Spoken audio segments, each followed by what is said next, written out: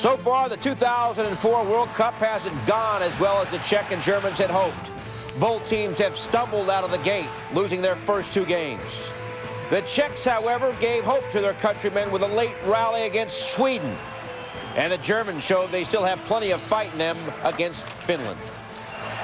All it will take is that one spark to get either team going. Find out who starts their fire. Germany and the Czech Republic next. Germany and the Czech Republic, day 5 of the Toyota World Cup of Hockey. Great to have you with us, everyone. I'm Bill Pidto along with Barry Melrose. Tonight on ESPN2 at 7 Eastern, it's Team USA against Slovakia. Barry's here, and Canada's not even playing. I'm an American citizen, Bill, and unlike the American team, I work every day. I want passport proof. I got it right here. Pool standings as we get you ready for hockey. As Team USA is 0-2, we have Finland and Sweden unbeaten. Canada is unbeaten. Germany and the Czech Republic each 0-2. Out now to J.P. Delacamera and Brian Engblom to get you ready. Well, after 5 periods of hockey, we still hadn't seen the real Czech Republic team, but they showed up, Brian, in period number 3 the other night against Sweden. It was ugly early. For the first game and a half, the Czechs never got anything going offensively, but they finally did, and I thought it was the defense that made the biggest difference. Hamrlik ended up with 6 shots on goal, and Zidlitsky scored the second goal of the game. And tonight for the Czechs, they'll get Milan Hejduk back in the lineup. In my mind, one of the 10 sweetest pairs of hands in the entire world. As for Germany, they're very young and inexperienced, and as a result, they've made a lot of mistakes that have cost them in 2 games. And they can't make any more mistakes because they can't score very many goals. They've given up 2 power play goals in each of the games that they've played so far. They're used to playing on a bigger ice surface. They're going to have to make their game smaller. This smaller surface is 15 feet narrower. They haven't adjusted yet, and they've got to do a better job. Germany and the Czech Republic each looking for their first win of this tournament. This is the final day for these 2 teams in the opening round. The winner will get 3rd place in the upcoming playoffs. And the loser, Barry, will be the last seed. How big a problem is that as they get ready for the single elimination tournament? Well, that's not really a surprise. Everyone basically the foregone conclusion that Germany was going to be the last seed, and everyone was fighting for the right to play Germany in the first round. It looks like it's going to be Finland or Sweden play Saturday night for that reward. Czechs have been the biggest disappointment so far in the series to me. They haven't competed. They've got so much talent. The stars haven't shown up. Milan Hejduk was even a healthy scratch last game, one of the top goal scorers in the NHL. So this team has to show me something today. But Hejduk is ready to go today, and we're getting ready as the Czech Republic. And Hejduk will go up against Marco Sturm and the Germans. That's coming up. We're back with more talking about the labor strife after this.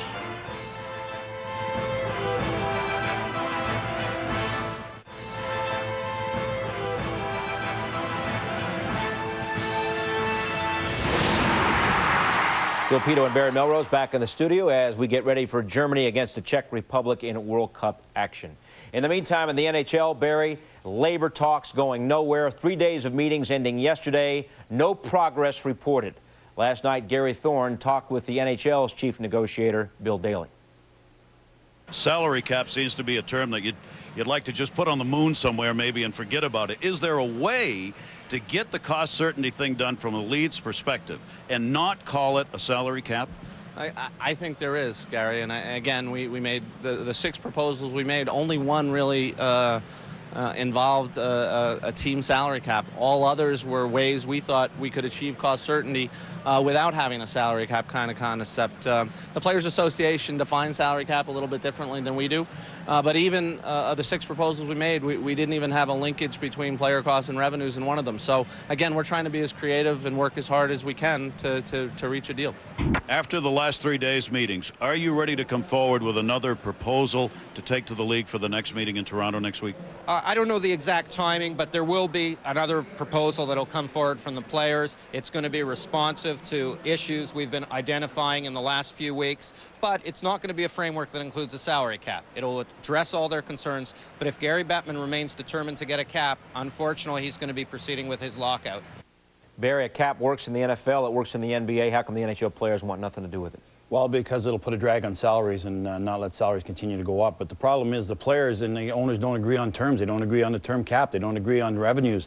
Players think it's one thing, owners think it's another. So until these two sides can start trusting each other and agreeing on terms and agreeing on what revenue is, it's going to be a long time before we're playing hockey, I'm afraid. Much more on the labor situation coming up after the first period. In the meantime, Jaromir Jagr, the Czech Republic, getting ready, taking on Germany, the World Cup of Hockey coming up. Stay with us.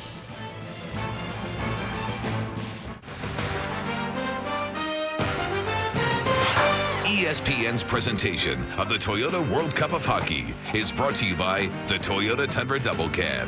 Not just big, life-sized. Our Toyota World Cup of Hockey coverage continues from Prague in the Czech Republic. Germany will be in the white uniforms with the black trim, and the Czech Republic tonight will be in red. We get to see Milan Hajduk, who was a healthy scratch the other night. He may be flying tonight, Brian. It's still a really interesting situation for the Czech team. There was one player who preferred to remain nameless, who was going to be scratched for this game, went into the coaches and said, absolutely, positively, no way am I being scratched. They put him back in the lineup. So that's the kind of stuff that's been going on for the Czechs the entire playoffs, excuse me, this tournament so far. And it's just really a strange environment is the best way I can describe it. Prospal will take this draw with Jagr on his right, Marty Straka to the left. Don Koharski will be dropping the puck, one of the two NHL referees working this game tonight. Also in there for the faceoff will be 21, Stefan Ustorf. We're still making a few announcements here before this one gets underway. Final game of the opening round for these two teams. Sweden and Finland will play tomorrow to see who's going to be the #1 team in the European pool. Well, we would expect in this game that the Czechs will have the puck most of the time. They've got the firepower. They've got a lot more talent. The Germans can't afford to make many mistakes, and they certainly can't take any penalties because their penalty killing just doesn't come up to snuff. Hecht and Feichel are the wingers for Rustov. This one's underway. Czech Republic taking it to the left side. Caberlet plays it across rink. And the Czechs start up ice. Lead pass pushed over. Straka's after it on the left side. Jagr got there first, behind the net. Muscled off the puck. Jagr stays with it. Poke free. Straka. Jagr tried to tip it in front. He had Prospal there. Vinny Prospal had 6 shots on goal the other night. Dumps it in behind the net. Jagr and Straka both there. Two longtime Pittsburgh Penguin players. Prospal dug it out, and that escapes the blue line. Caberlet is back on it, on defense with Yuri Slager. Thomas Caberlet with it. Teams change on the fly. Too far for Prospal, who's now going off on a line change. No Olaf Kolzig in goal tonight. Instead, it's Robert Muller. We'll see how he goes tonight. He was the Olympic goaltender for Germany in 2002. Marcel Gottsch is a healthy scratch for the Germans as well. He just a little bit tired, I think. They want to save him for that next game. Very important, the most important one. Yep, that's the game they have to win, that quarter-final game. All teams in both groups advance to the quarterfinals. Over the line, but when he left it, quick shot, Elias, gloved by Muller. That's his first test, and he handled it. Well, he's going to see a lot of that. There's going to be a lot of rubber coming at him. The Czechs look like they have some jump. This is a beautiful building. They're finally at home. This will be their only time they'll be in this building. So the Czechs are out there. They know it's their puck to lose, and they're on the attack from the outset.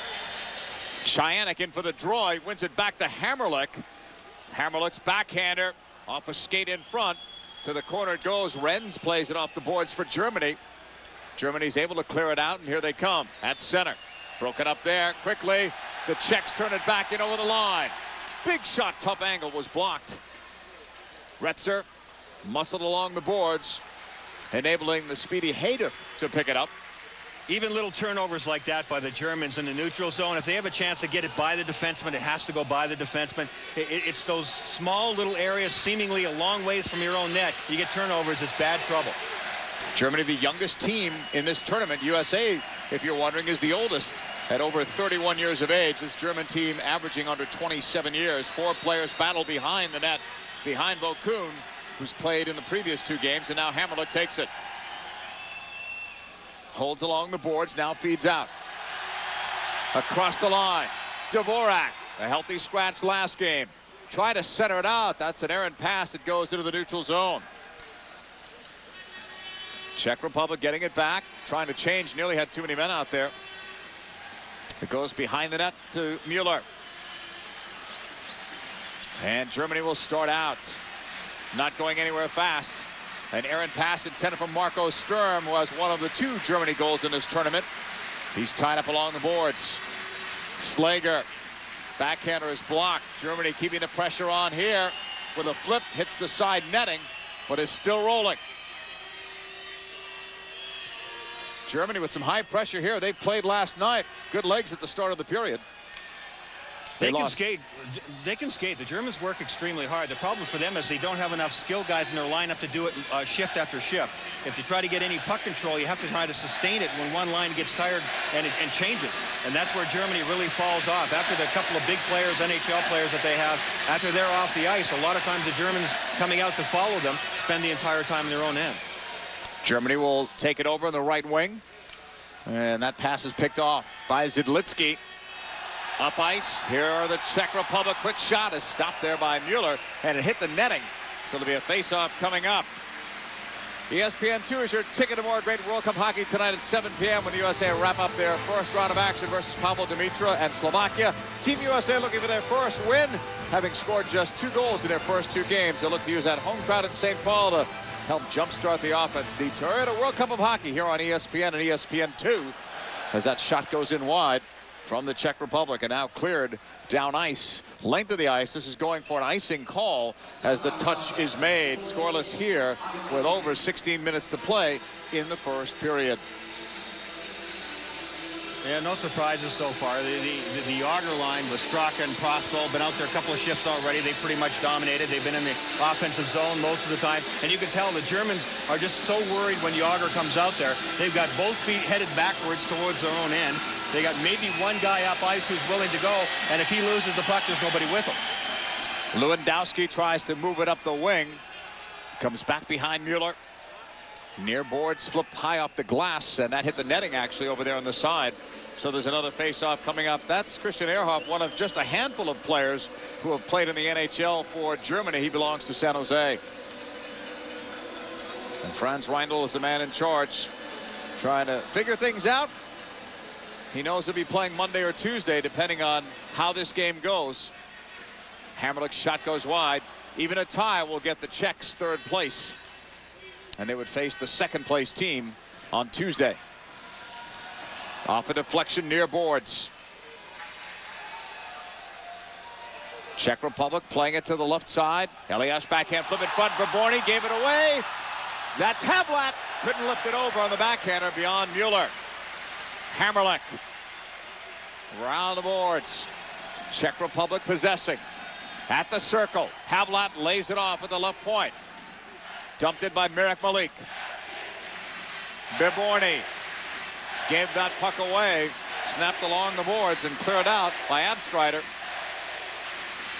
Havlat, Verborny, and Elias, really good looking line. Elias was playing with Sikora in the first game, and they were 2 longtime teammates with the New Jersey Devils, but they just didn't get any chemistry going. I think that the Czech team was just looking for a little different feel, so it's a good combination there with Verborny and Havlat. That's Hecht from a tough angle. Mueller's got it, and he holds on for a face-off with just under 15 minutes to go in a pretty fast-moving opening period. Of all the guys that the Czech team can put up front, one guy we haven't talked about much is Robert Lang. Robert Lang was a no-show for the Czech team, one of the most skilled guys in the world. He had a chance to win the scoring championship in the National Hockey League last year. He got injured, even though he was traded from Washington to Detroit, and not having Robert Lang hurts him because he's so good in all facets of the game. A 4-0 edge in terms of the shots on goal for the Czech Republic, but it's scoreless here. Third game of this preliminary round for these two teams in search of their first win. Along the boards. Czech Republic with 2 men down low. Trying to get it as Hecht in front. And checked off the play on that far side as Germany's able to clear it out. Neutral ice. Sturm over the line. Lets it rip. That's the first shot and a save by Vokoun. Germany's first shot. It took them almost 6 minutes to get it. And Marco Sturm got it. I mean, that's one of the guys that they want to get scoring chances. He's looked really good for the Germans, and he really is their #1 gunner. They've got to get him scoring chances. Hecht left it off and looked to get the return. Mueller steers it around the boards. Kept in by Zidlitsky. Looking, still looking. Poked it out in front, but it's deflected. Zidlitsky again. Nashville Predators defenseman couldn't keep it alive there, but he has help at the point. Into the corner it goes. Centering pass. Mueller got the big goalie stick on it. Germany trying to clear. They can't. They'll go the opposite way. And off a tip, it'll go all the way down ice. Icing is the indication as the Czech Republic get to it first. There's an icing and a break in the action. It's scoreless in the opening period of play.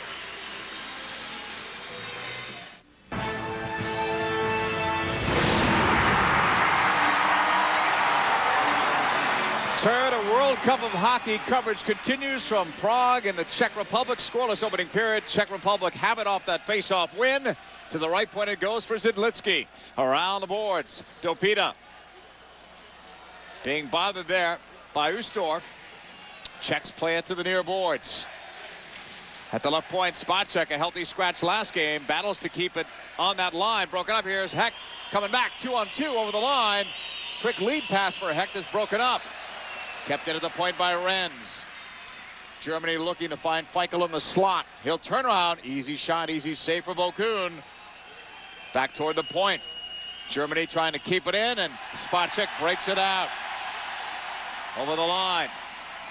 The Sakura feed. The Dopita touch pass failed. And actually it sends Germany back almost on a counter. Hammerleck jumps it over the line. Big shot wide of Muller. And it escapes the zone. You can see the difference in the passing between the two teams. The Czechs are just way more efficient. They can move the puck at least 3 or 4 times without turning it over. The Germans, in most cases, one guy starts stick handling. If he makes the one pass, they're doing well. The second one usually goes awry, or the Czechs do something about it to get it in the way. Vokoun making that stop off the shot from the point. Mirko Ludeman. Well, Tomas Vokoun has been busy at times in this tournament, and other times he just hasn't. He's played really well. His numbers don't look really good because they haven't won a game yet, but he's played better than anybody else on the team consistently. And you look at his save percentage, he's only got a save percentage of about 85%, which is extremely low for him, but that's just really the way the tournament has gone for him. It certainly hasn't been Vokoun's fault that they haven't won a game yet in this tournament. Czech Republic bang it off the boards, neutral ice. Germany getting it back. Zeidenberg played it across rink. Possibly a break here. Quick shot, though, is stopped by Vokoun. He'll hold on for a face-off. Lewandowski had the chance. Well, that was a good play. They knifed right in the zone. The Germans can't afford to miss chances like this. Really good penetration. Not a really good shot selection, though. That was a pretty easy save for Vokoun coming out 4 or 5 feet up above the paint. You got to make a better shot than that. It looked as if there wasn't even a lot on it, but at least the Germans made a good play there and cut the seam in between the two Czech defenders. Havlat trying to set Elias on the off wing. Elias, nice drop pass. Vaborny with good speed. His shot steered away by Muller from a tough angle, busting into the off wing. That's a smart shot by Vaborny. Vaborny busted in with terrific speed. He threw it right in the goaltender's feet, hoping to get a rebound, but Muller kicked it aside. Havlat almost got it back. Vaborny looked for Havlat, just off on the passing. Havlat of the Ottawa Senators leaves it for Elias of the Devils. And that's broken up, cleared by Germany. All the way down ice. Vokoun quickly. He saw Germany changing up, and very slow at that. Now it's dumped in, and the Czechs are able to change. Up ice, dumped in by Kopitz. Vokoun leaves it there. Zidlitsky to the right. Lead pass. Czech Republic breaking. That's too high for Dvorak, busting in. Sturm, breakout pass possibly here. A chance and a save by Vokoun. That's his best play right there, stopping Martinez. Well, that's the kind of stuff that Vokoun has done for the Czech team. That's a complete breakdown by the Czechs. And this defense pairing has not done very well for the Czechs. Zidlitsky and Spacek have not played together yet. Spacek didn't play in the first game, and his communication with Zidlitsky simply is not there. You can't afford to let a guy walk in cold like that. Vokoun really bailed those two guys out there. I wonder if they'll change that pairing for the Czechs. Czech Republic holding it behind Vokoun. Still have better than half the period to play in the opening period. Shots are now even at 6. Remember, at one point it was 4-0 in favor of the Czechs. Neutral ice. Feichel over the line. Left side. Chayanek's feed is blocked. Flipped away to the left point. Hammerleck shot tipped over Muller. And there's a break in the action. Fans, September 7th, you can make a difference by showing your spirit. Just wear your favorite team's apparel to work that day, and in exchange, each participant can make a donation of $5 or more to the V Foundation and help benefit cancer research.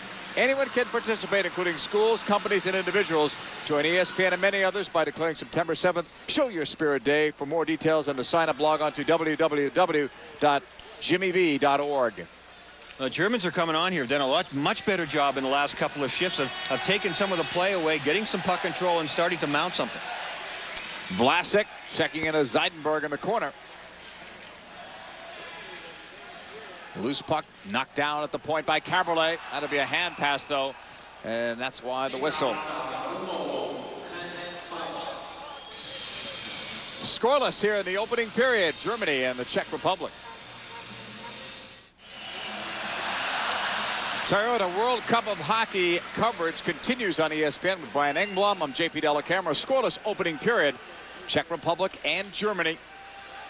Last game for these two teams in this opening round. The playoffs for each begin next week, either Monday or Tuesday, depending on where they finish, third or fourth. Czechs pick it up. Dopita centering pass cleared by Germany, and here they come. Could be a 3-on-2 as they break. Dumped in, though, off the stick of Vokoun. Retzer in the corner for Germany. Flips it around the boards. That's Caberlet. Thomas Caberlet skates it up ice. Toronto Maple Leafs property, shoots it in from center. Around those boards, Germany trying to clear it out, and they do. Zidlitsky takes a hit. And Germany's able to dump it. And change now on the fly. Spot check left side. Strange dump in there, cleared away. Up for Kopitz. Sturm over the line, and it's an offside. ESPN and ESPN2 bring you more World Cup of Hockey action Tuesday as the quarterfinal round action gets underway. Brian and I start things off at 1 Eastern in either Helsinki or Stockholm for the number 2 versus number 3 seed in the European playoff. Later on ESPN2 at 7 p.m. we'll showcase one of those North American quarterfinals. It'll be Team USA if they finish either second or third in their pool. So join us for full coverage next week. Over the line, it's dumped in by Martin Straka for the Czech Republic. Flipped around the boards by Germany, bad clearance. Zidlitsky fires it. Glove by Muller with traffic in front. Quality save and a big slapper from Zidlitsky.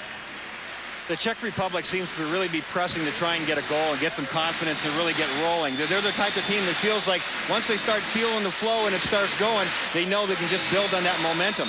But right now, the last few shifts, they've been pressing and they've lost a lot of their structure. It's left some openings, especially in the neutral zone, and those little mistakes are giving the Germans actually an edge, and they're getting more puck possession.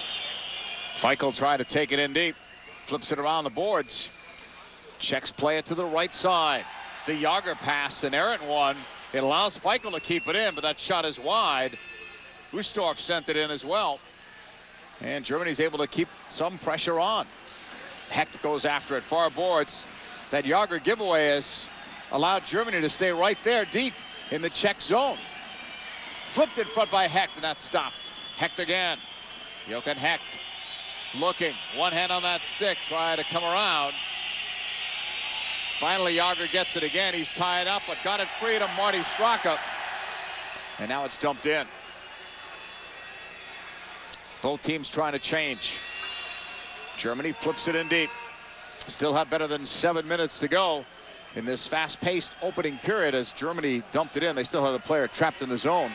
You can see how the feel has changed, though. That last shift for the Jagr line, you spent the whole time, Jagr's line spent the whole time in their zone. That was the first time in this game so far that happened. Face-off will be to Robert Muller's right side in the Germany zone. Gaborny comes in for it, wanted back off a deflection. Hammerle keeps it alive.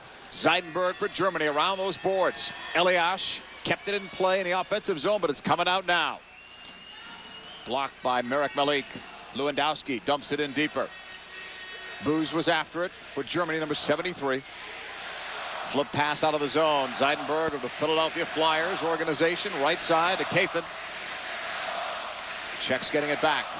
Zeidenberg's done a good job for the Germans. He's still a young man. He's got parts of 2 seasons in the National Hockey League with the Philadelphia Flyers. Very young guy, and they put him in a position of big-time responsibility out against the top players every night. Gaborny and the nice touch pass from Elias, who breaks for the net. Gaborny along the boards. Germany can't clear. Hammerle kept it in apparently right there, but now Germany will take it over. Kathan, pass in the left wing. Retzer dumps in behind Vokoun. He settles the rolling puck, plays it to the far boards. This is typical of the German structure, too. If they don't have a chance to get in, you can see how they all fall back. They send one guy sort of at the Czech blue line, and all 4 guys are back. A 1-4 setup for the Germans. They've done that a lot in international hockey. Caberlet with it. Right side, Slager. And here comes Dvorak over the line. The former New York Ranger. It goes in wide, centers it in. Hecht couldn't jump on it there in the deep slot, and instead Germany comes out with the puck. 2-on-2. Going wide, dropping it there. Quick shot. Nice save by Vokoun. He fought that one off, but that one fooled him a little bit. He was sort of punching in that one, but it doesn't matter how you do it as long as you do it. But the Germans continue to find seams, though. That one is deflected out of play. It is still scoreless here in the opening period from Prague.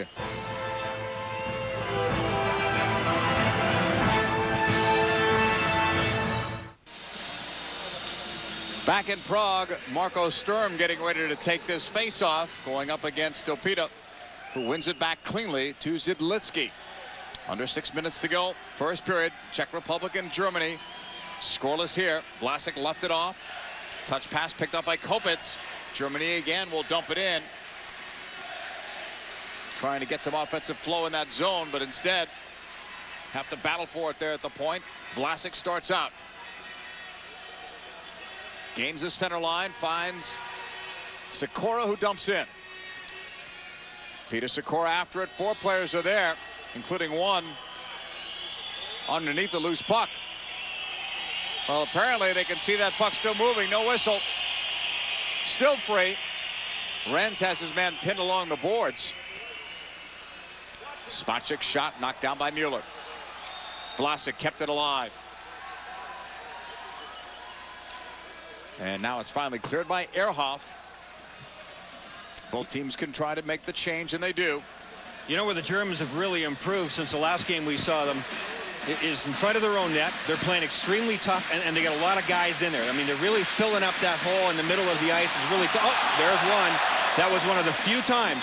But the Germans have done a really good job playing physical there, and they're playing much more physical in the corners and behind their own net than they did in the first game of the tournament. 4 players battle along those near boards. Puck is still alive. At the point, Hammerlick, former #1 pick of the Tampa Bay Lightning. That's broken up. That's Hecht going wide. 4 players in that offensive zone there for Germany. Ustorf checked there by Prospal. He has the puck free. Ustorf with a shot, tip save off of Feichel's shot by Vokoun. Ustorf was the guy going to the front of the net there. And if that pass is good, it should be a goal, but the pass was too far behind him, and that's where the Germans just don't have the skill to make those finely tuned plays.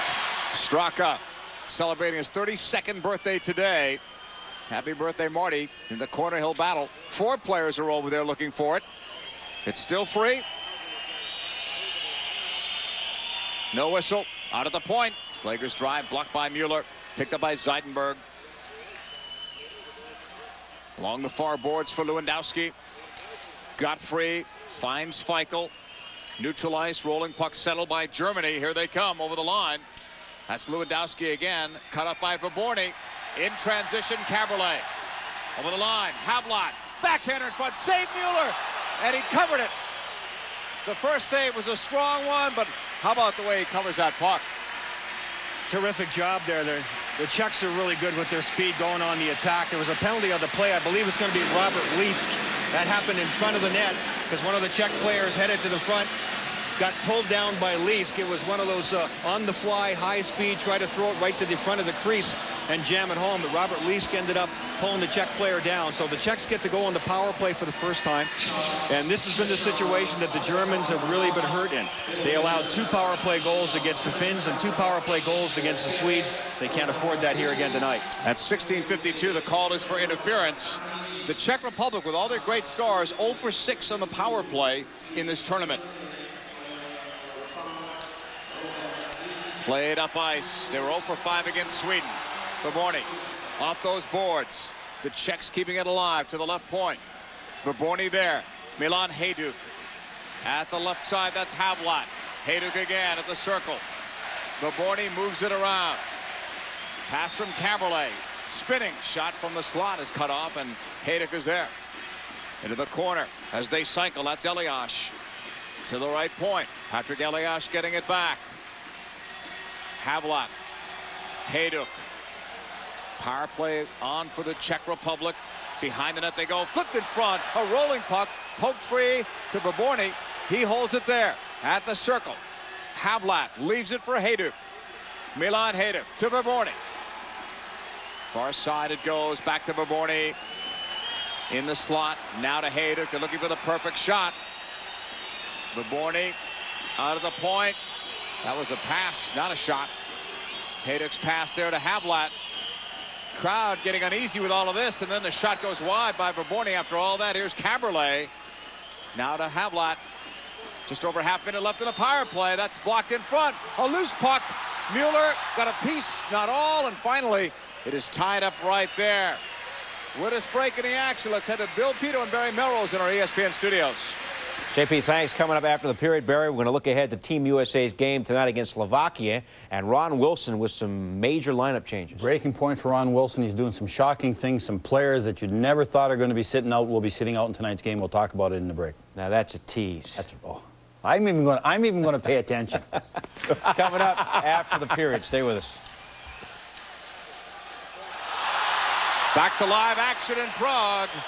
Muller will cover it up with still some time left on the power play, but all of a sudden the Czechs are getting some chances here. Chyanek's played really well for the Czechs in this tournament. This is one of the few breakdowns in the last 6 or 7 minutes, especially when the Germans being under pressure, that they were faulty in front of their own net, and they almost got there a little bit too late. Czechs out shooting Germany 13-7, looking for their first goal, though. At the circle, Jagr. Straka and Zidlitsky working the points. Into the corner it goes. The Czechs holding it. Straka, 60 feet, in close to Zidlitsky. The shot off a skate in front. Kopitz clears for Germany. We said that the Germans had to make their game smaller. They've been successful. They've done a really good job. You see how they're not aggressive at all. They're holding that tight box, letting the Czechs play with the puck on the outside, and the Czechs are getting frustrated. They want to push for a goal now. Jagr to Spartak. That hit off the post, and Mueller's got it. With traffic in front, Jaromir Jagr still looking for his first point of this tournament. Everything's going the Germans' way right now. They really did learn their lessons. Their game is smaller. They're getting in the avenues. They're frustrating the Czechs. The Czechs are starting to get that feeling. You could just feel it here in the building. They want to show their fans. Their fans are pumped up here. The fans are loud. Even though there's a lot of people missing at each end zone, it's kind of funny here. The upper reaches are completely packed. In other words, the cheaper seats are full, and the more expensive ones down low, there's nobody there. Yep. All the way back comes Germany over the line. That's Hecht. Try to go around. Spacek takes him, or Malik, I should say, in the corner. Malik trying to break up the play. Puck coming free. Past the two Germans at the point. Back in their own zone, this is Gotch of Feichel. Knocked down and neutralized by Malik. And it's sent right back in. Mueller is there to leave it off. Gotch has it. Flips it around those boards. Gotch and Liska are the two defensemen for Germany. Banged off the boards. Pidto kept it in. Vlasic, nice move there. Bumped off the puck and cleared by Germany. Icing was waved off. Vokoun had it. Germany's been physical when they've had to be, especially in their own end. As the horn sounds, ending play in this first period. Germany and the Czech Republic are scoreless after 20 minutes.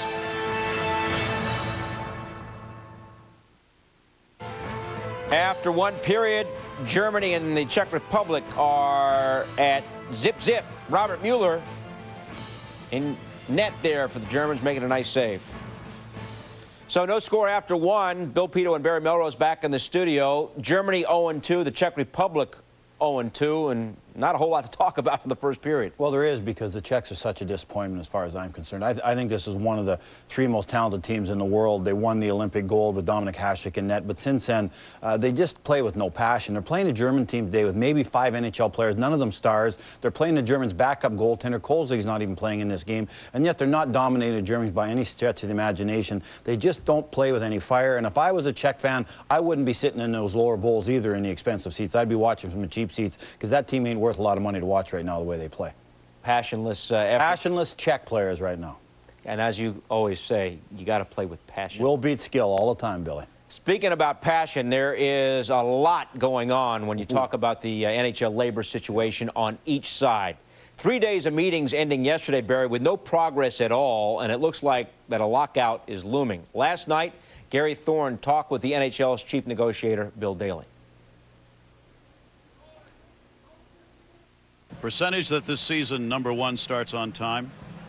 I don't want to handicap. I continue to hope that we can work really hard over the next 2 weeks and make some progress and move toward a resolution, and I want to get this done as soon as possible. I don't want to lose any hockey. Are the league directing the teams or the teams on their own going forward as though there will be a training camp? Yes, they are. A number of our clubs are still having rookie camps that open on September 9th, and they're operating basically business as usual, but everybody's watching. I mean, everybody wants this resolved.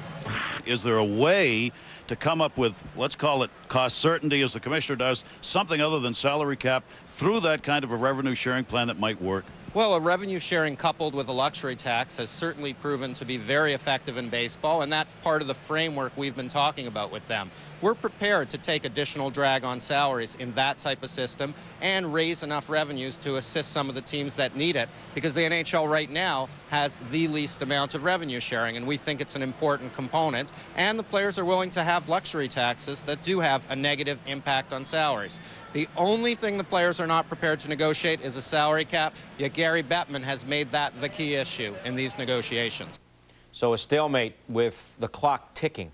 Barry, how damaging would a lockout be? Well, I think it would be very damaging because we're going to leave this World Cup on a high because it's going to be great hockey. We saw Canada, United States the other night. It was a fantastic game. The finals are going to be unbelievable. We're going to have the two best teams in the world playing each other on September 14th. It would be so great the next day to go into training camps on that high and just continue into the regular season. But right now, they're so far apart, they can't even agree on terms. They can't even agree on revenues. They can't even agree on what revenues are. I just don't see it getting done by the 14th. And I was the most optimistic person in the world probably until a month ago. Salary cap works well in the NFL. It works well in the NBA, but the NHL players want nothing to do with it. Coming up, we're going to talk about Team USA. Tonight, they take on Slovakia. Last night, they took on Russia. Alexei Kovalev and the Russians won it by the score of 3-1. We'll discuss last night, look ahead to tonight when we come back.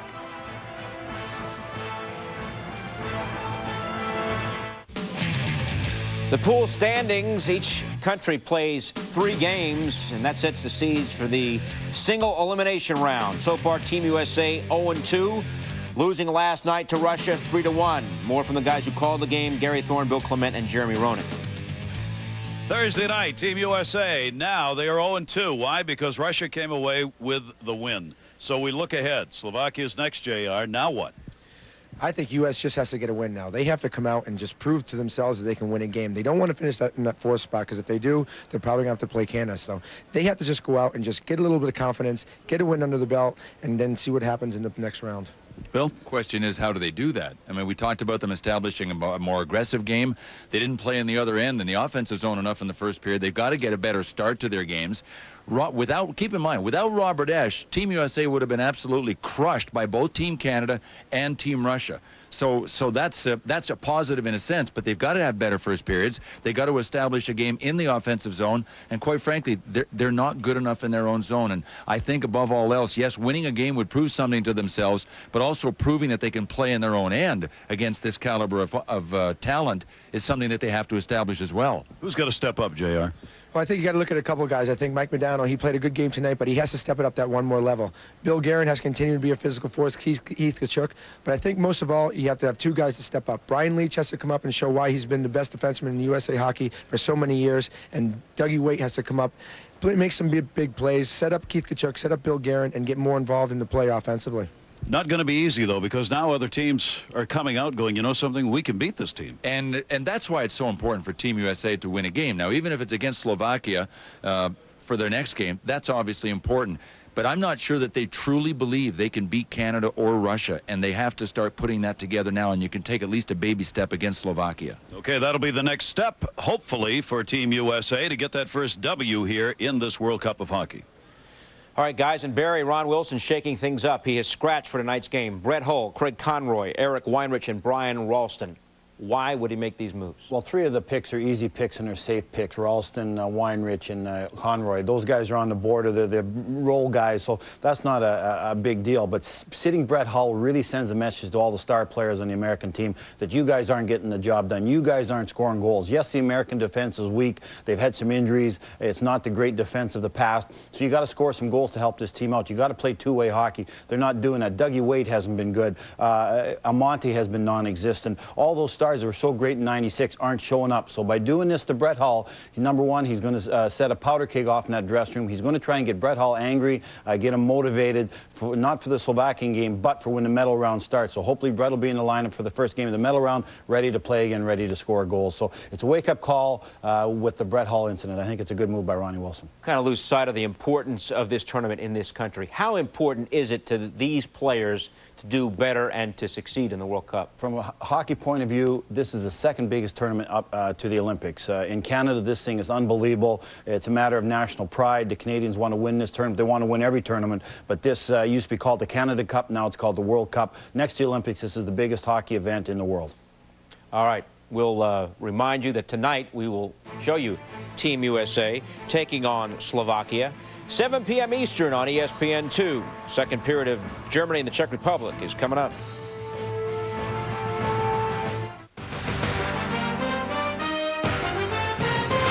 ESPN's presentation of the Toyota World Cup of Hockey is brought to you by the Toyota Tundra Double Cab. Not just big, life-sized. And ESPN 25 The Book, available now. World Cup of Hockey coverage continues on ESPN. As you look at these Czech players, you see the number 21 on the jerseys of all of the players. They had the number on the helmets as well, in memory of their late head coach, Ivan Hlinka, who died in a car accident in August, right before all of this was to take place. So had to be tough for this team. A lot of these guys, some had played underneath Hlinka at various levels, so it's very tough for Ruzicka to come in and take over. Absolutely, and Ruzicka was a good friend of Hlinka too, and it's been really difficult for him. We're going to talk more about Vladimir Ruzicka, the coach, the interim coach here, as we go on in this period. It's been interesting what's gone on, the things he has done. This has been a kind of an unhappy, unsettled team, but that's not new for this team in World Championships in the past either. So. Second period underway. Germany in the white with black trim. Czech Republic in red. Czechs outshot the Germans in the opening period, outchanced them, but have nothing on the scoreboard. It is scoreless here in the second period. Up ice they come. That's too far. Zeidenberg, first man on it for Germany, getting a lot of ice time in this tournament. Neutral ice. Germany getting it back, waiting for help. Ludeman plays it forward. Zeidenberg joining in the rush, in fact leading it. Had to poke that through one of the referee, Mark Jonette's legs. Along the boards, 4 players looking for it. A 5th joins, that's Jagr. Vinny Prospal will play it up. Knocked away.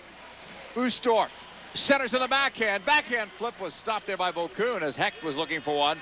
Gotch keeps it in play at the point. Hecht fires and that's blocked, and the Czechs are having a hard time getting out of their own end. The ice is not very good already. It is extremely humid in this building. It's been hot the couple of days that we've been here in Prague. Absolutely spectacular weather. It's got to be low 80s for fall weather. This is unbelievable. But for Jaromir Jagr and the boys, it's tough in this building. And you can see the water starting to sit around a lot. That's not good for Jags. He likes to handle the puck. He likes to be able to do the toe drag, get it in his feet, move it around. And that's going to be less and less possible as we go on here in this game. Neutral ice face-off. Germany will get control of it. Leask will send it across ice. Lead pass is picked off and offside. Czech Republic on that quick turnover. Well, game number 4 is the playoff game, and the Czech Federation, I know, is going to come to Vladimir Ruzicka if he wins and say, your tactics were to take 2 or 3 of your best players out of the lineup every game, to play a game that is defensive. It has about 4 or 5 of your players ready to break out in hives, and you win. Brilliant. Yeah. But if he loses, they're going to come with that little white jacket with the sleeves that tie in the back, and they're going to take him away in an ambulance. One or the other. But it all depends on whether he wins that game 4. Monday or Tuesday. Into the corner. Leask will play it. Baborny, breakout pass. On the off wing, Havlat reaches, lost it, centered it again. Back out to the right point. Zidlitsky holds, fires, it's wide. Elias taken down by Gotch. And a penalty is coming up here on Germany. Well, Sasha Gotch knows this guy, Patrik Elias. They both played in New Jersey for a short time. Sasha Gotch has been playing defense in the German league the last couple of years, but he does know Patrik, and he knows he can't let him go. So he tied him up a little bit too well, right under the referee's nose. And a penalty for interference. So again, the Czechs have a chance here to get something going on their power play. But that last power play they had in the first period, the Germans did an outstanding job. I mean, they killed that penalty better than any penalty they've had in the tournament so far, by far. Just announced that it's actually holding the stick on Gotch at 2:06. Shot in and caught there by Vokoun. He leaves it off. So Germany shorthanded for the second time tonight. Czechs are 0 for 1 on the power play. And 0 for the tournament so far with a man advantage. Big shot taken, stopped by Muller as he scooped it up off the Martin Straka drive. That was really good execution there to get that one-timer shot. It forced the goaltender Muller to go from post to post. He gets ready for this shot. Look at the goaltender. He has to move across for that one-timer. He does an excellent job, and he's way out above the top of his crease. He got a good look at that. But that's the best puck movement on the power play so far for the Czechs. And what we've seen a lot of so far in this tournament, not 2 defensemen at the points, but really 4 forwards out there and 1 guy, 1 defenseman at the point. It's Zidlitsky here. Straka's the other player. He's at the right point with the puck. Jagr holds it at the circle. Less than a minute and a half to go on the power play. Jagr playing it into the corner. Left there for Jagr, cycling. Now goes behind the net. Jagr goes the other way to Vinny Prospal. Right point, Straka moves it to center point. Zidlitsky shot to score!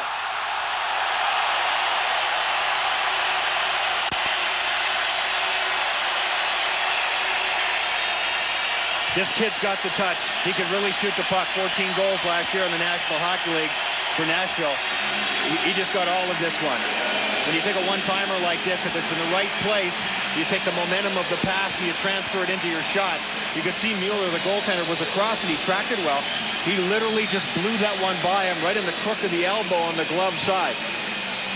So the Czechs get some momentum. They get what they wanted.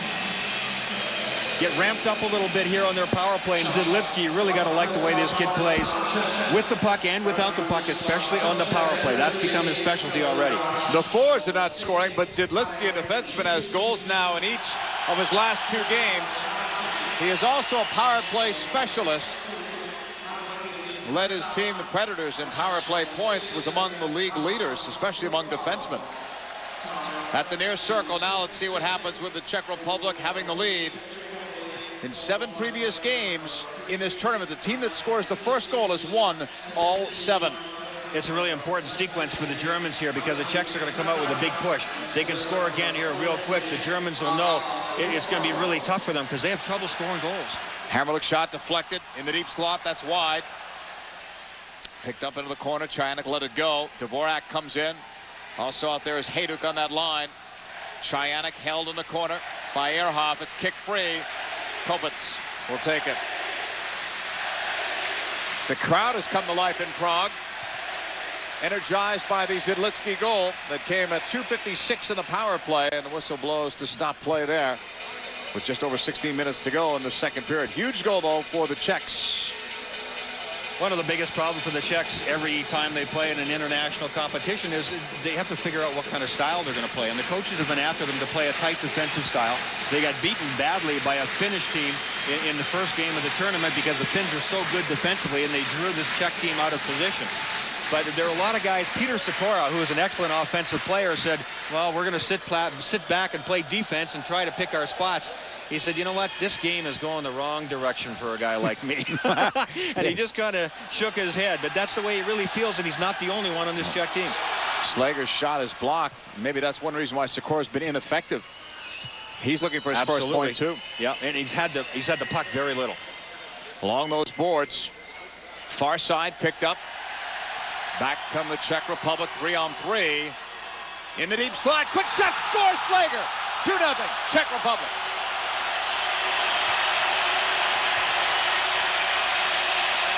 And I think Peter Sikora was listening to us because he's the one who started the play. And then Yuri Slager came late on the action.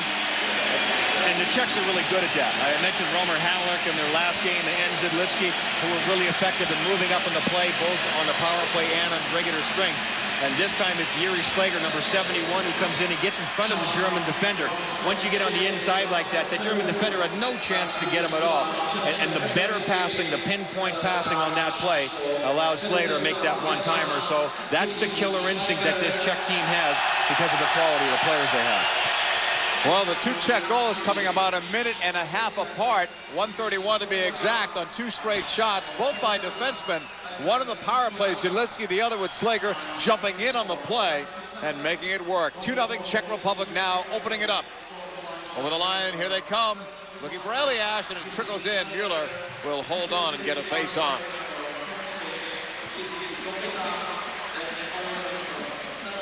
Face off will be to the right side of Muller.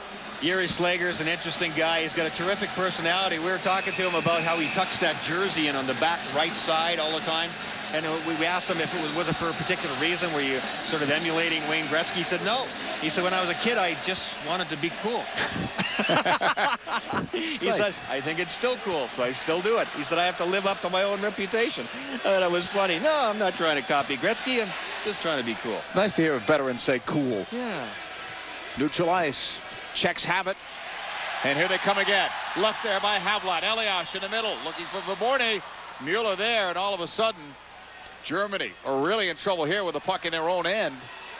And the Czechs moving well. Coming back the other way. Abstrider leaves it off. Tobias Abstrider checked along the boards. Flipped around, far side for Jagr. Jaromir Jagr, neutral zone. Zidlitsky, he can fire. He leaves it for Straka. Bumped off the puck, and Germany just content to dump it. Jaromir Jagr with a little bit of the shake of the head there because he was coming late on the play right down the slot. Straka saw him too late. Jagr all alone. Here he comes again. Nice feed. Jagr's in. Backhander score. 3-0 Czechs.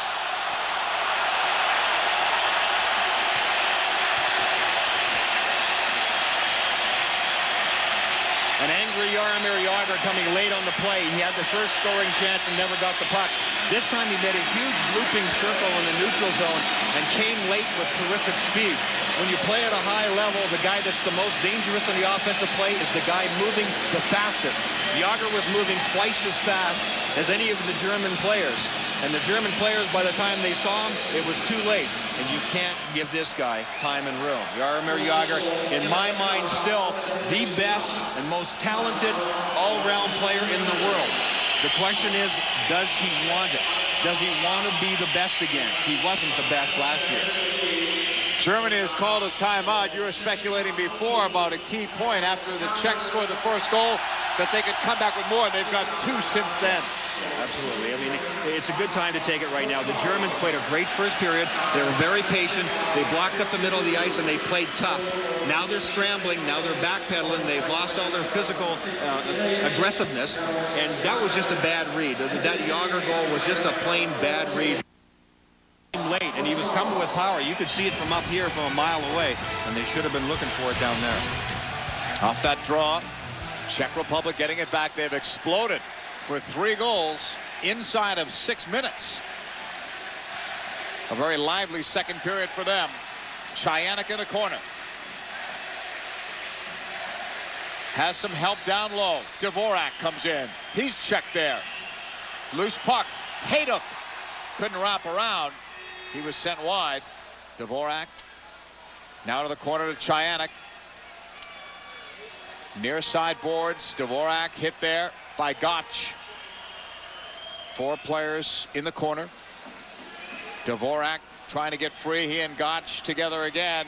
Hecht bounced off that check for Dvorak. Looking behind the net out front. Quick shot. Muller's got that off Chayanek. No rebound as play is stopped. 3-0. Czech Republic leads Germany here in the second period.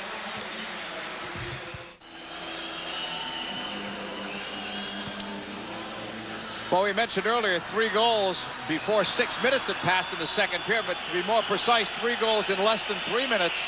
2:56. 3 goals on 6 shots. The Czech Republic finally making them count like we saw in the third period the other night when they scored 3. But that took them a long time, over 11 minutes compared to this. That's what they can do to you, though. Once they get it going, they really feed on that frenzy. If you can keep the Czechs frustrated and keep them to the outside the way the Germans did in the first period, you can see they're a totally different team. When they get going like this, look out. Fans, Labor Day weekend kicks off with a bang tomorrow as ABC Sports begins their 39th consecutive year of college football coverage. All the action begins at noon with the first of 2 regional games which involve both the number 2 ranked Oklahoma, number 17 Michigan, with more regional coverage to follow at 3:30 p.m. Eastern. For fantastic college football coverage, tune in to ABC Sports, home of the Bowl Championship Series. Centering pass knocked down by Vokoun. Booz flips it around the boards. Lewandowski's there. Can't make the play. Pidto playing it back for Slager around the boards. Slager and Zidlitsky, 2 defensemen, have scored for the Czech Republic along with Jagr. Sikora gets a step over the line. Big shot. Covered up by Muller, and he hangs up. We saw the speed of Sikora that time busting in. I was just going to say, we were talking about the fact that he hadn't had the puck very much and not much was going on for him in the games we've seen him play so far. He must have been listening to us. He's really got to go in his last couple of shifts. Peter Sikora, with the long blonde locks, looked like he's been watching the Tom Cruise movie, because he's got the big ponytail at the back. He looks like the Last Samurai, the blonde version. Face off. Czechs get it. Havlat poked away, but the Czechs will keep it alive at the left point. A wrister goes in wide to the corner. Good hard check that time by Elias. It allowed the Czechs to keep the puck in, but now it's cleared down ice. Spot check is on it. He plays for Columbus. You can tell all these good players for the Czechs now, they know they've got the Germans rattled. They're rattling their cage at every aspect they can. They're playing physical when they can. They know they got the Germans standing around a little bit, and so therefore that's a good killer instinct. Here we go again. Oh, Vaborny nearly one-handed that past Muller. Germany skating back up ice, and Ustorf was blocked at the blue line. Second effort blocked again by Zidlitsky. Havlat lead pass. Elias wrister. That's blocked by the defense and banked off the boards. Spot check getting it back to Marek Malik of Vancouver. Neutral ice. Tipped up. Jagr feeds. Played back in the slot area, and a hard check there. Straka was looking to see who hit him. Marco Sturm up ice. Big slapper is blocked. He'll get it back. Lead pass into the corner. And that one's blocked as well. Martinez was looking for it. He may get a go. He does. Pad save for Vokoun. Kopitz. Martinez near boards. Trying to flip it. That's blocked. Martinez gets it back on the forehand. Looking for Kopitz. Lassi Kopitz, far wing. Martinez there. Less than 11 minutes to go in this second period, dominated by the Czechs, scoring 3 times in 2 minutes and 56 seconds. Here they come. 3-on-2. Jagr leads it in the middle. At the left side, over to Jagr again at the circle. Broken up there. And now cleared out by Germany. Making the play was Ludeman. That was a good read by Ludeman. That's the kind of stuff they need. They want to get the puck to Jagr. Ludeman knew that, and he slipped over, was able to clear that thing before big number 68 could do any damage down low.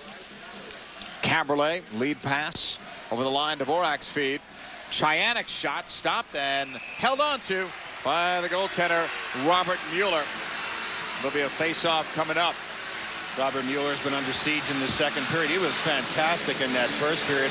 The Czechs could easily have had a couple of goals in the first, but they didn't.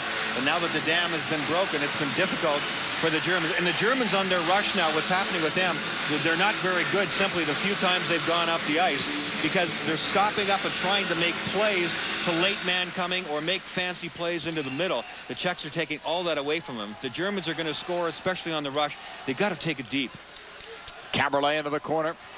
Dvorak comes off those boards, takes the shot that's blocked and cleared the other way. All the way down ice. Icing is the indication. Won't have the legs. Caberlet got there first to Radek Dvorak. Breakout pass to the speedy Hecht. He'll catch up to it. Milan Hecht deep. Stopped by Muller. He hangs on. And that's Chyanik causing a problem in front of the net. 3-0. Czech Republic leads Germany here in the second period.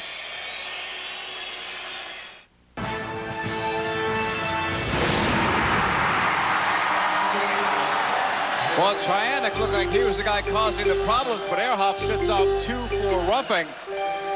Just not good timing. It's not good for the Germans. I think the Germans are just trying to, defend their goaltender inside their own zone. But the Czechs back on the power play with so much momentum now. The Germans have to kill this off, or it's going to be an insurmountable lead. Czechs 1 for 2 tonight on the power play with the Zidlitsky goal. It's a 3-0 Czech Republic lead. Looking for more. Far boards. Played out in front. Quick shot. There's the 4th goal. Hecht.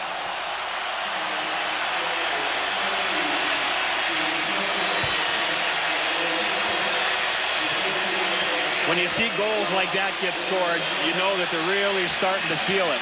Just good, quick passes in the seam. There was nothing fancy or creative really about that. It was just good execution of hockey.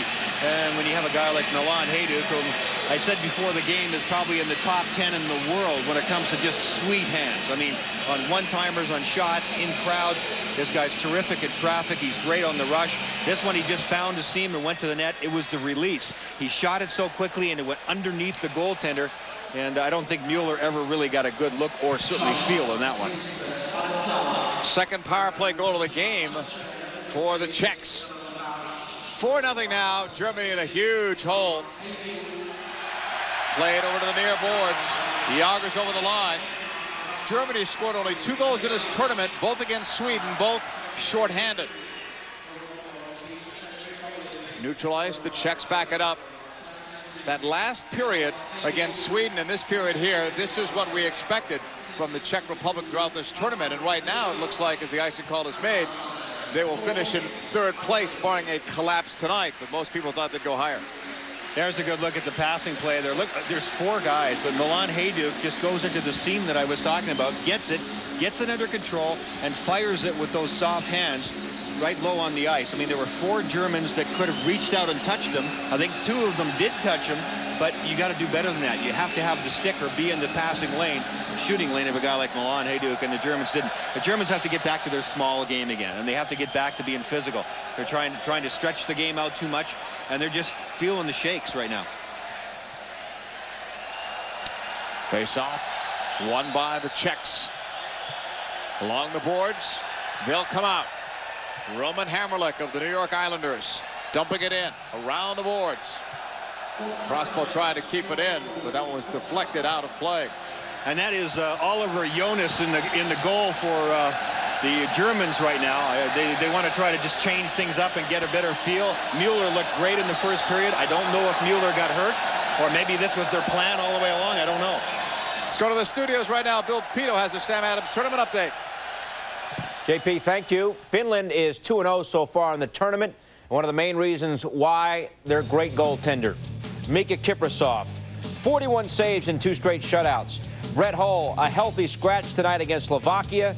Team USA 0-2, trying to get a win against Slovakia. You can watch it tonight, ESPN2 at 7 p.m. Eastern Time.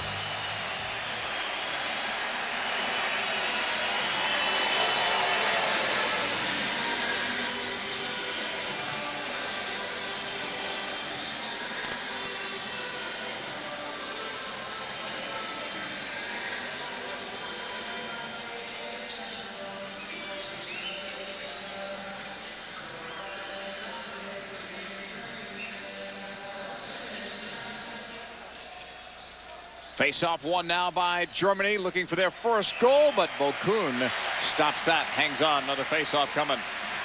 It's a good thing it's warm and humid in this building, or Tomas Vokoun would be catching a cold. I mean, nothing's been happening in his end of the ice, and he just got to keep his mind in it.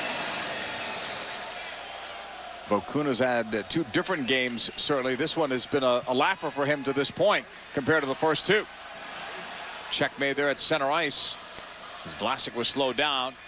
Hecht over the line, delayed penalty here on the Czech Republic. Jonas heads for the Germany bench for the extra skater, and now the call is going to be made. Yeah, it's getting pretty chippy now. Germans are frustrated, and I think they're trying to get themselves back in the game by playing physical and just pumping themselves up emotionally. I don't know if it's going to work or not, as long as they don't end up taking too many penalties because of it, but they will get a chance to go on the power play.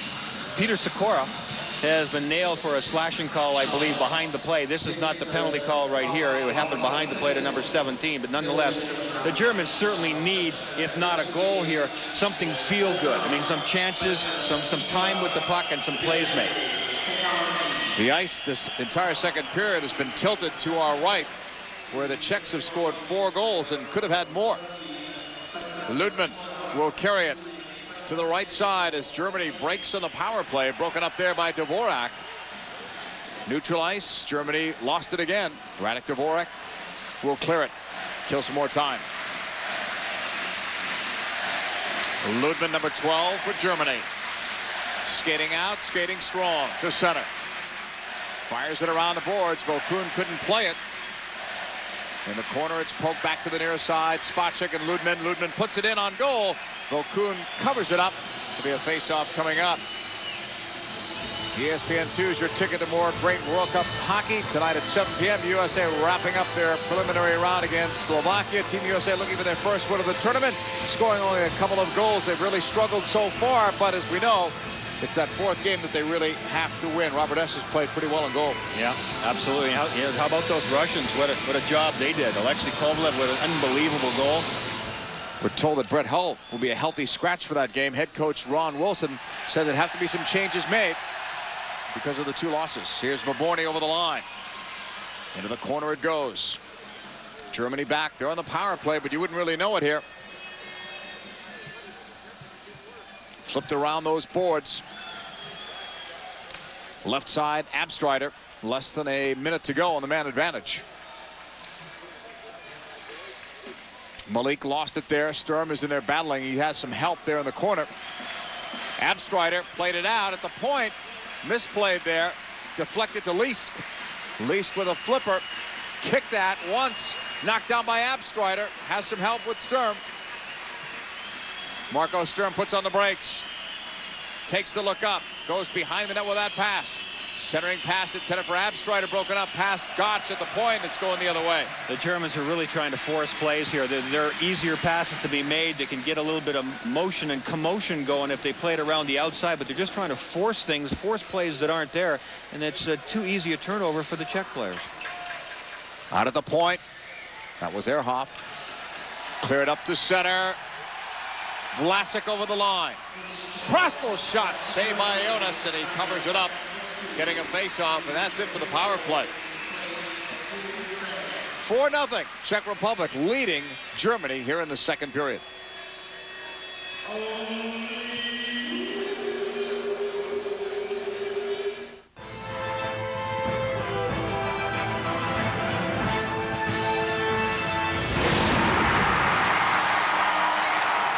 Welcome back to Prague. Czech Republic dominating Germany right now. 4-0 lead.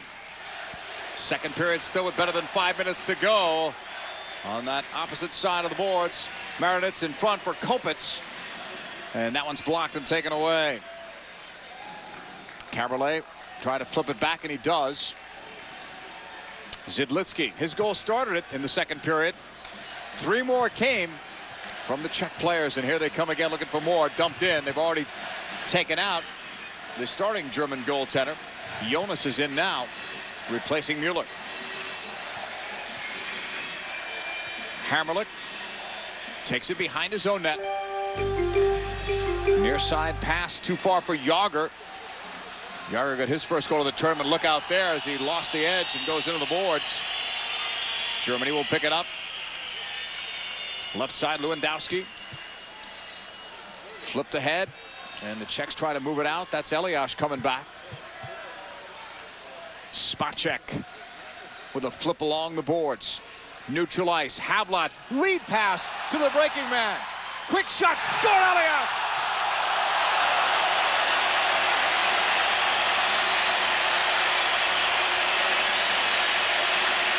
Well, it's all working for the Czechs now. All the sets of magic hands are starting to go. At high speed, when you can put on the brakes and do the little curl and drag moves that Elias does right here, you just know that they're feeling good about themselves. And Jonas gets over there, but his glove hand wasn't set. He was still sliding, didn't have that catching glove up yet. And when you can get a guy like Patrik Elias, you can snap the puck off incredibly quickly. You better be in good early position if you're the goaltender if you're going to make that save. Jonas wasn't. You should have had that one. Elias getting his second goal in as many games. I asked him about the other night in the comeback. He said, to be honest, Sweden took their foot off the pedal, but we played a great third period. He said it was getting embarrassing for us. They were worried about getting embarrassed. They knew they had played absolutely lousy against the Finns, and they played pretty lousy for the first 2 periods against the Swedes. So when they jumped out into third and finally got that goal, it's kind of like a cobra. This team reminds me of a snake, and Vladimir Ruzicka have been playing a tune to try and get him out of the basket all the time, and I think they're out of the basket now. The Trianic pass, he's looking for Hecht. And now back comes Germany. Across the line, delayed penalty here as the call is made for holding the stick. It's the second one we've had so far. But it's breaking the action. Let's head back to Bill Pidto and Barry Melrose in our ESPN studios in Bristol. All righty, coming up, we're going to talk about Team USA after the second period. What do they have to do to finally win a contest? Become a team. They got to start out working their opposition. They got to have a good first period. They've been terrible in the first period, both games. They got to give Robert Esch some help. That's the only reason that the Americans have even been close in this game is the goaltending of Esch. All right, that's coming up. Once they go to break after 2 periods, JP, back to you. Milan Hecht sitting out 2 minutes for holding the stick. Germany with their second power play of this period. Last one they really struggled on it. And right now they're down 5-0 here. Rustov played it up. Drop left side boards. Rustov to the left point. Lisk. Rustov took his eye off it for a moment. Into the corner it goes. Ustorf's been pretty good for the Germans, although there hasn't been any finish. He's been one of the ones that's been a victim of that, or victimizing maybe his teammates. There hasn't been enough finish. He's worked really hard. He's created some things, but then when it comes down to a situation where they might have a scoring chance, the final play's not there. And that puck comes out of the zone. You're watching the Toyota World Cup of Hockey from Prague. It's a 5-0 lead for the Czech Republic over Germany. They've opened things up here in the second period with all 5 goals coming since Zidlitsky scored his at 2:56. The rout was on. Ehrhoff for Germany on the power play. Big shot knocked away by Vokoun. Far boards. 40 seconds or so left on the man advantage. Germany still looking for their first goal. Behind the net, Marinets looks out. Kopitz was camped in front, now off to the side. Marinets off those boards, far side. Germany with it at the circle. Marinets shot wide right through the crease. Out at the left point area, kept in by Ludman to Rustov. Marinets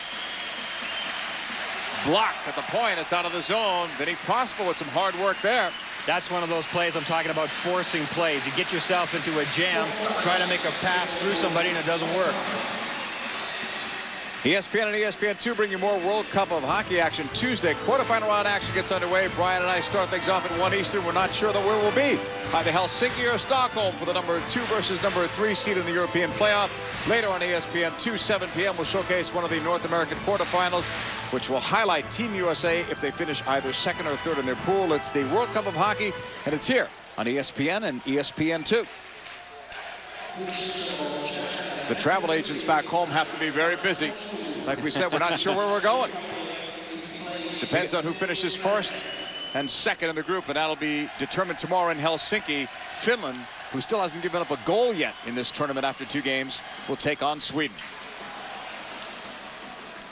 Around those boards, spot check, kept it alive, paid a price there, hard hit. Czechs keep it in, Havlat now to Hecht, and it's blocked. Less than a minute to play in a second period dominated by the Czechs. Spot check, lead past the center, it was tipped. Havlat over the line, to the corner, banks it off the boards for Viborny. At the point, Hammerlick to Viborny. Too fancy there, and now it's deflected out of the zone. Blasted back in, around those boards, Havlat first man on it. Feichel couldn't clear it out or make it booze, number 73. We've got another penalty for slashing behind the play.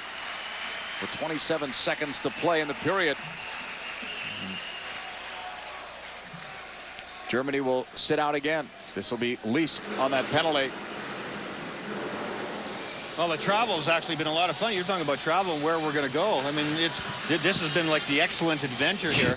And one of the many things that's fun when you travel is the currency exchange. I know our producer, Mike Baker, went through that yesterday. The doorman was really nice to us here in Prague, and he got us a taxi. And Mike Baker was great, and he put some money in his hand, and the guy just kind of looked at it and chuckled and closed the door. And we figured out later that Mike had given him the equivalent of about 11 cents for doing that. It's probably about 8 more cents that he would have given him in Boston. At the circle, the Czechs have it. A quick shot on goal is redirected. I'm glad you got that one in. It's dumped down ice. Why can't I hear anything in my headset all of a sudden, Mike? Czechs will get a great hand as they leave the ice. What a period.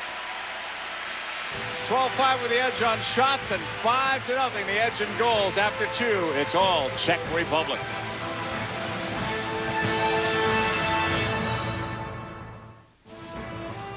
Patrik Elias for the Czech Republic scores his country's 5th goal of the second period, and all of a sudden, after 2 periods, the Czech Republic leads Germany 5-0. Bill Pidto and Barry Melrose back in the studio. It's great to have you with us. Barry, after the first period, you said you had to see more passion out of the Czech Republic. They must have been listening. Okay, is it too hard? And am I expecting too much to see this team play like that every period? They played 1 period like that against the Swedes, scored 3 goals. They played 1 period like this against the Germans, albeit a much lesser talented team. But they didn't play like this in the first period. They come out in the second and just look like the team we expect. The talent, the speed, the plays they can make, good defensively, good offensively, great transition game. I just don't think it's too much to expect them to do it for 60 minutes every night. They sure explode in period number 2. Elsewhere, Barry, all the talk is about the lack of progress in the labor negotiations. Players and owners ending 3 days of meetings yesterday with no progress to report, on a collision course right now with a lockout. There are a number of old stars in this league. How disastrous will a lockout be for them? Well, let's mention a few of them. We got Chelios, we got Brian Leach, we got Brett Hull, we've got Eisenman. We got a lot of guys 40 or older that only got 1 or 2 years left. Say, worst case scenario, the strike or lockout or whatever you want to call it goes all year long. It might be Brett Hull's last year. It might be Steve Eisenman's last year. It might be Mary Lemieux's last year. So the older players are the ones that are really going to get affected. I know the union's tight, and I know these guys say, well, other guys stood up for me when I was younger, the older players, and I will stand up for the future stars in the NHL. But it's got to be really be gnawing at these guys that their last year or one of their last 2 years will be sat out in a lockout or a strike situation. So hopefully those older players will be behind the scenes trying to get the players to move, and the owners will be the same way in their group. The salary cap continues to be the main stumbling block. The word cap. In the meantime, if you missed it last night, Team USA falls to 0-2 in the World Cup of Hockey tournament, taking on Russia last night. Dinah Zubris off of Chris Chelios. That made it 1-0. Back comes Team USA, Mike Modano to Keith Tkachuk. But then it was Alexei Kovalov doing what he does best. One of the most talented men in the world. He toasts the forward there, Tony Amani, because Tony was back because of Chelios pinching. And right here, Victor Kozlov, just a little icing on the cake. Good shot from far out. Really the only soft goal Esh has given up this series. So Team USA now 0-2 as they head into the game tonight against Slovakia. You see some of the people who are struggling.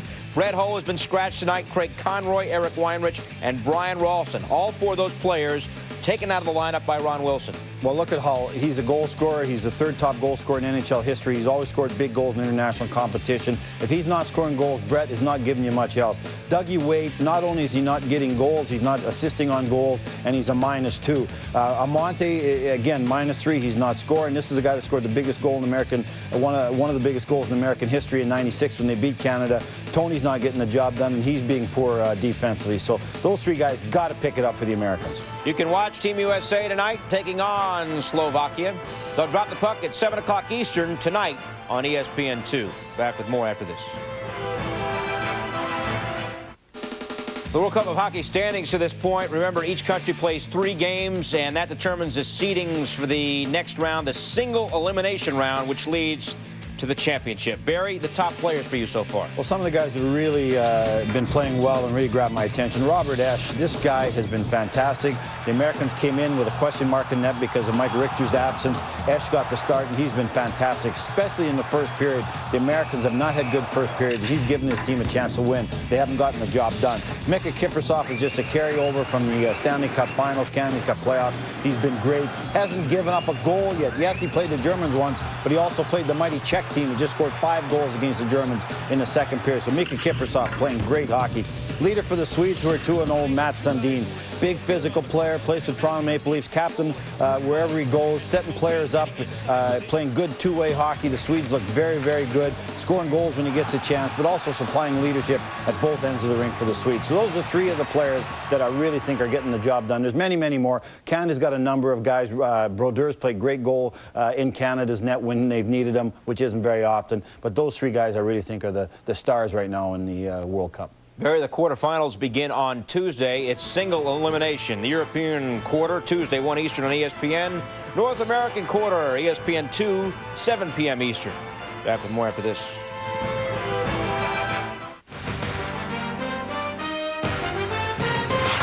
ESPN's presentation of the Toyota World Cup of Hockey is brought to you by the Toyota Tundra Double Cab. Not just big, life-sized. And Samuel Adams. When you're ready for a distinctive brew, Samuel Adams, always a good decision.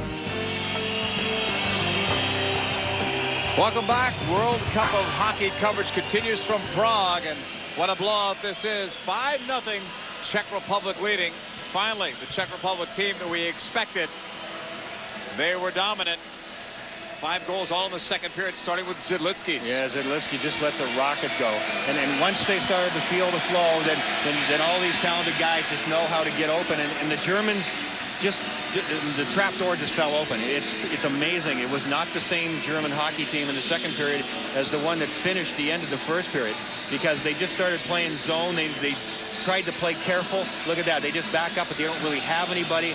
They're just trying to react to different Czech players going from place to place, and they're always just a little bit late and not quite enough effort. That was Jaromir Jagr's play where he came late. And then this was Hecht right through the middle of all that traffic.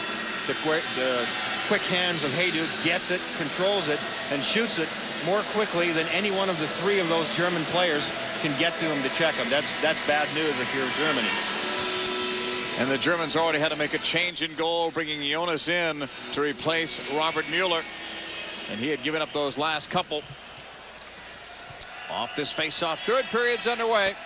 Czech Republic, at the end of this night, should be the 3rd-place team in this European pool. That means that they would take on the 2nd-place team, either Finland or Sweden.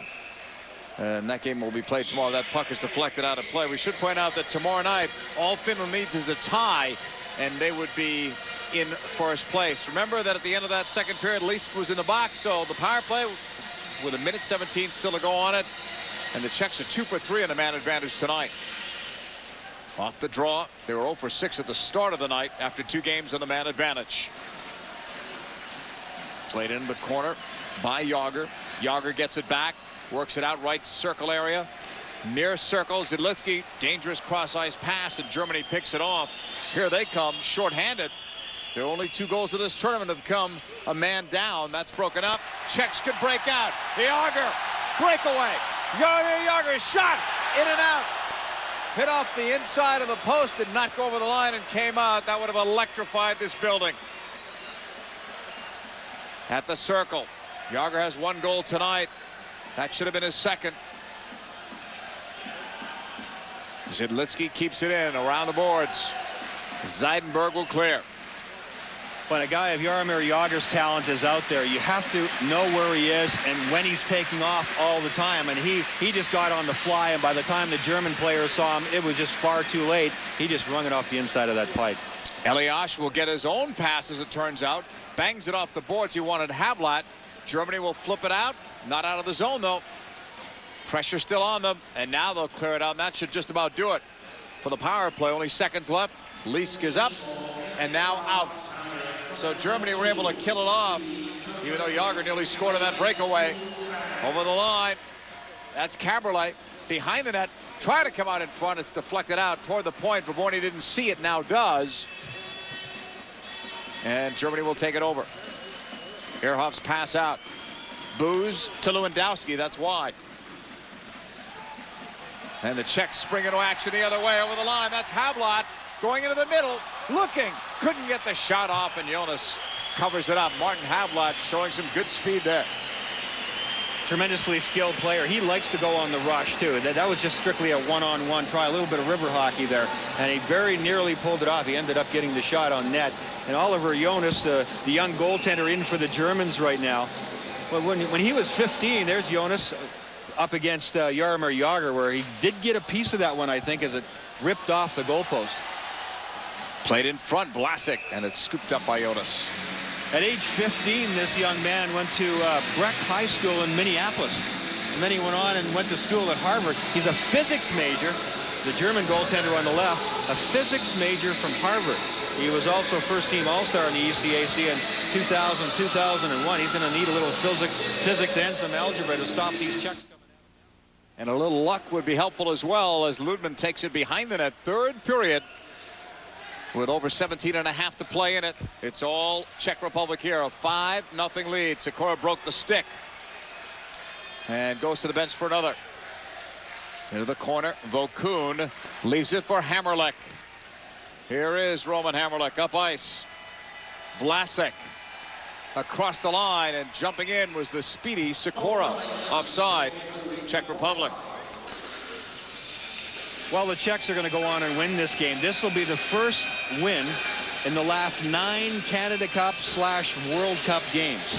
They went 8 straight losses, the Czechs did. Now they're finally going to win a game. I mean, that's very remarkable. Obviously, they haven't had any success in this tournament when they've had tons of success in World Championships and, in fact, in the Olympics as well.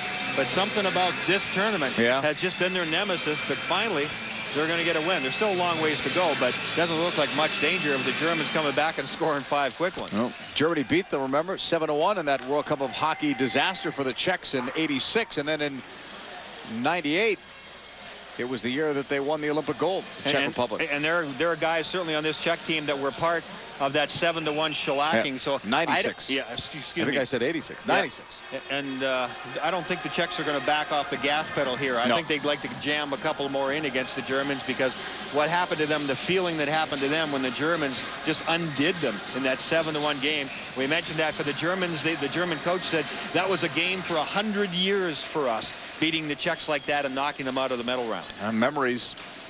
Vokoun leaves it off for Zidlitsky in the corner. Hecht couldn't find it. Hecht can. Dropping it back. Spacek. Up ice. Neutral ice now. The rush by Dvorak. Into the corner it goes. Radek Dvorak taken down. Picked up. Kept alive by the Czechs. Spacek's shot steered away by Jonas, and it hits the netting. Out of play.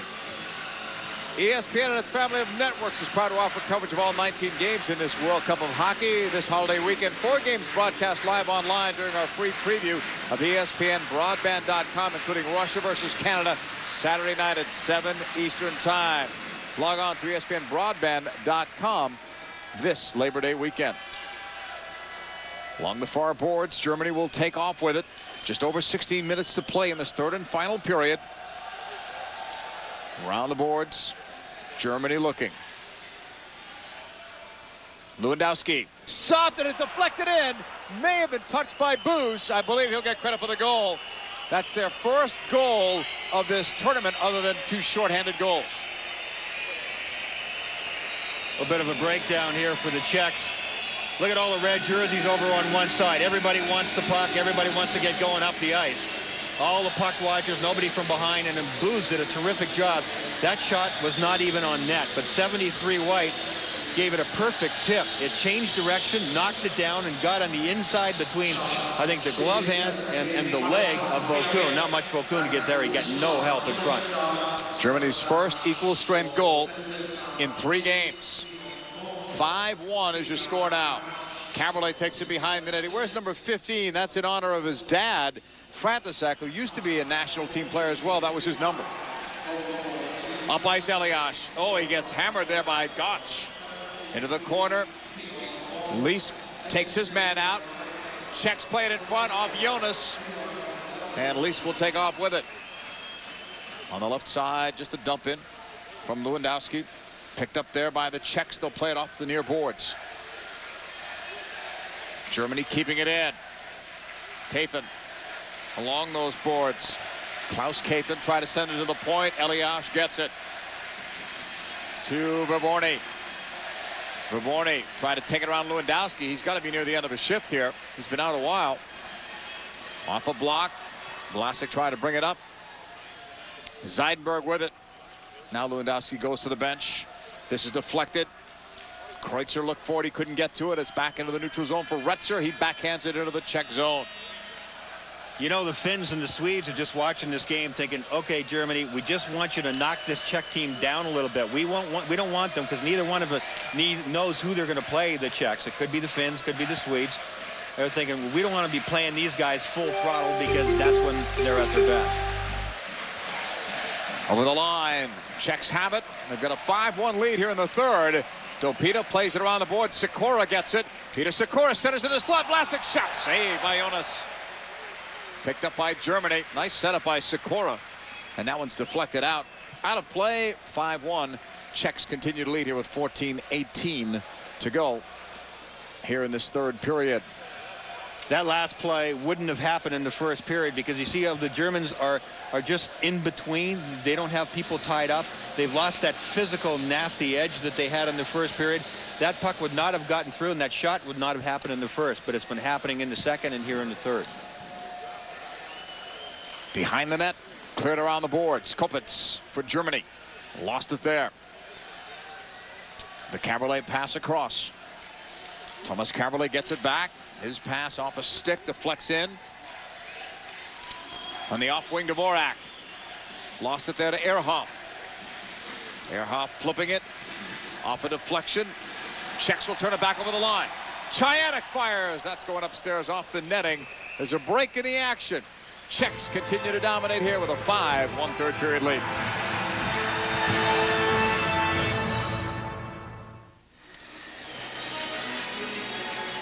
Welcome back, everyone. The World Cup of Hockey coverage continues from Prague in the Czech Republic. It's a 5-1 Czech lead over Germany. Shutout is gone for Vokoun, thanks to the goal by Tino. This is Hejduk at the near circle. He has one goal tonight in front, and Jonas will cover it up and hang on for a face-off. That was Chayanek, I believe, who got that redirection. Peter Chayanek has played very well for this team. Kind of a forgotten guy. You take a look at how he gets a little bit of a stick on it there. But Chayanek's a good two-way player from the St. Louis Blues. There have been criticism from the Czech players, even themselves, that they didn't maybe get as much balance on this Czech team as they should have. In other words, they have too many players all the same. And there were guys names like Václav Varada and Martin Irak that Patrik Elias talked about this morning. He said, I think those two guys would have been great additions to this team, because it would have given us some balance and some guys that, you know, with some grit and play in different situations, whereas we basically have so many guys that are skilled players, and you don't just automatically take the top, 20 skilled players and put a team together. That doesn't always work. I think Canada and Sweden have proven that point. They have put together teams that have different elements and feel like they can play different games. Jagr's shot. He's looking for his second goal. Czechs holding it. Quick shot went wide by Malik. Ustorf will clear it.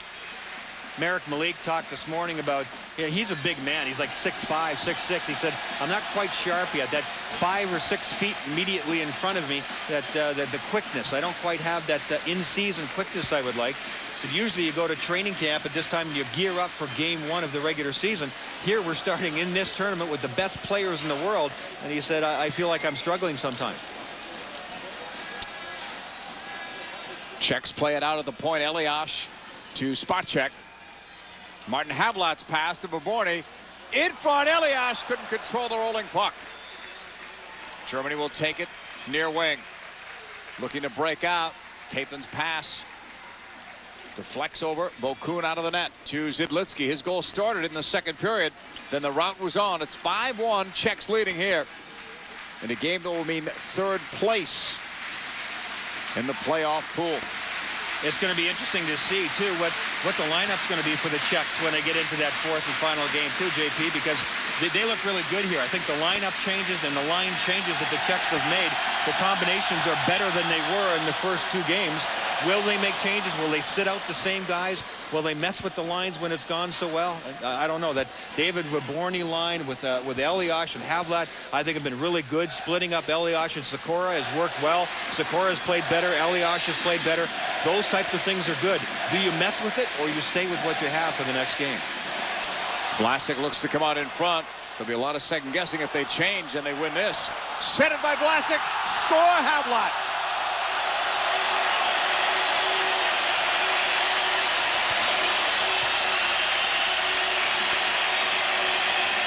That's just a little bit of mental fatigue there, and the Germans just get caught napping. The puck off the end wall, the goaltender Jonas gets turned around completely backwards. He almost looks tired. I mean, he's so late reacting, as are the defense and the forwards coming back to help, that Havlat gets a slam dunk from the edge of the ocean. You know, I mean, he could have done that one with his eyes closed. Well, for all his hard work the last couple of games, Havlat, you could say, deserved one. Yes. He gets it here. You bet. So it's a 6-1 game. The 5-goal lead has been returned to the Czechs. This is going for an icing call as the touch is made. ESPN2's your ticket to more great World Cup hockey tonight at 7 p.m. USA wrapping up their preliminary round action against Slovakia, looking for their first win. We told you about the changes that they were making. A lot of healthy, good scratches on the part of the USA, including Brett Hull. World Cup of hockey right here on ESPN and ESPN2. Later tonight, that's at 7 p.m. And now those Russians definitely with some momentum, too. I think when you score goals, world-class goals, the way the Russians did in their last game, you take that kind of momentum forward, too. That was a big win for them. They love to beat the U.S. And those Russians are hard to figure out. They're an excellent team. They had a lot of no-shows, but now that they've won that game, you got to watch out for them, too. Oh. You and I haven't seen the Kovalev video, at least I don't think you have, and we were told that's probably the goal of the tournament. Yeah, I wish we had. As we take a look at this deflection there, a good glove save by Jonas. That one was deflected down. Alexei Kovalev, one of the most talented guys on the planet, can stick handle in a phone booth. I have not seen the replay, but all the players are talking about it here because some have seen it and some haven't. We've even read write-ups on it, and it's interesting. And the players here are so thirsty for information about what's going on the North American side, and I suspect the same thing's going on over here about the games, over there rather, about the games here. They are trying to keep track of it as best they can, and the games were televised here late last night. Well, they've got, you know, friends and teammates that are playing on the other side, teammates on their NHL teams that are over playing in North America and vice versa here. So yeah, there's a keen interest. Everybody wants to know details and what happened and who did what and how did this guy play. Caberlet neutral ice with a flip. Under 10 minutes to go. Third period. Czech Republic playing at home, leading Germany 6-1 thanks to a dominating second period. Gotch will take it off the boards, lost it there. Hecht keeps it in. Milan Hecht into the corner with that pass. Return pass was blocked. Germany tried to clear it. That's deflected out of play. It is the Czech Republic on top of Germany here in the third period. 6-1 is your score.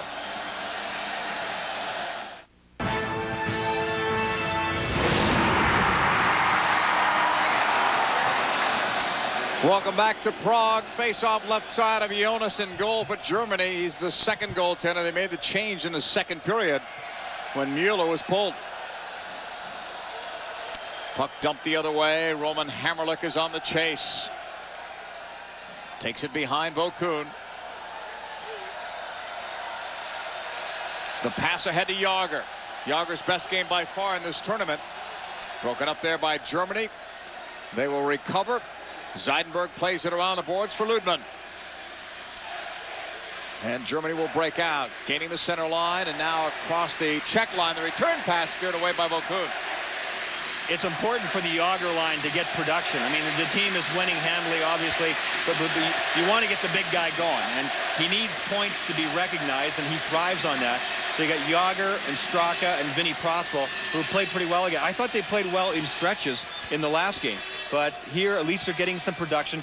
Vinny Prospal, I talked to him the other day, and he said, I asked him about Anaheim, and he said, let's just say that I didn't fit their style. And Prospal's looking forward to going back to Tampa, but he's not quite sure what he's going to face in Tampa either. He said, I hope I get a chance to play like 2 years ago when Vinny Prospal had, 22 goals and 79 points. But he's going to a Stanley Cup championship team, so he's going to have to earn his way into that team again.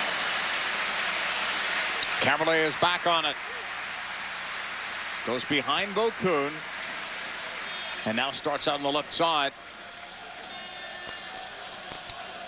Less than 8 minutes to go in this hockey game. The drop pass. Havlat leaves it. Viborny saved by Jonas.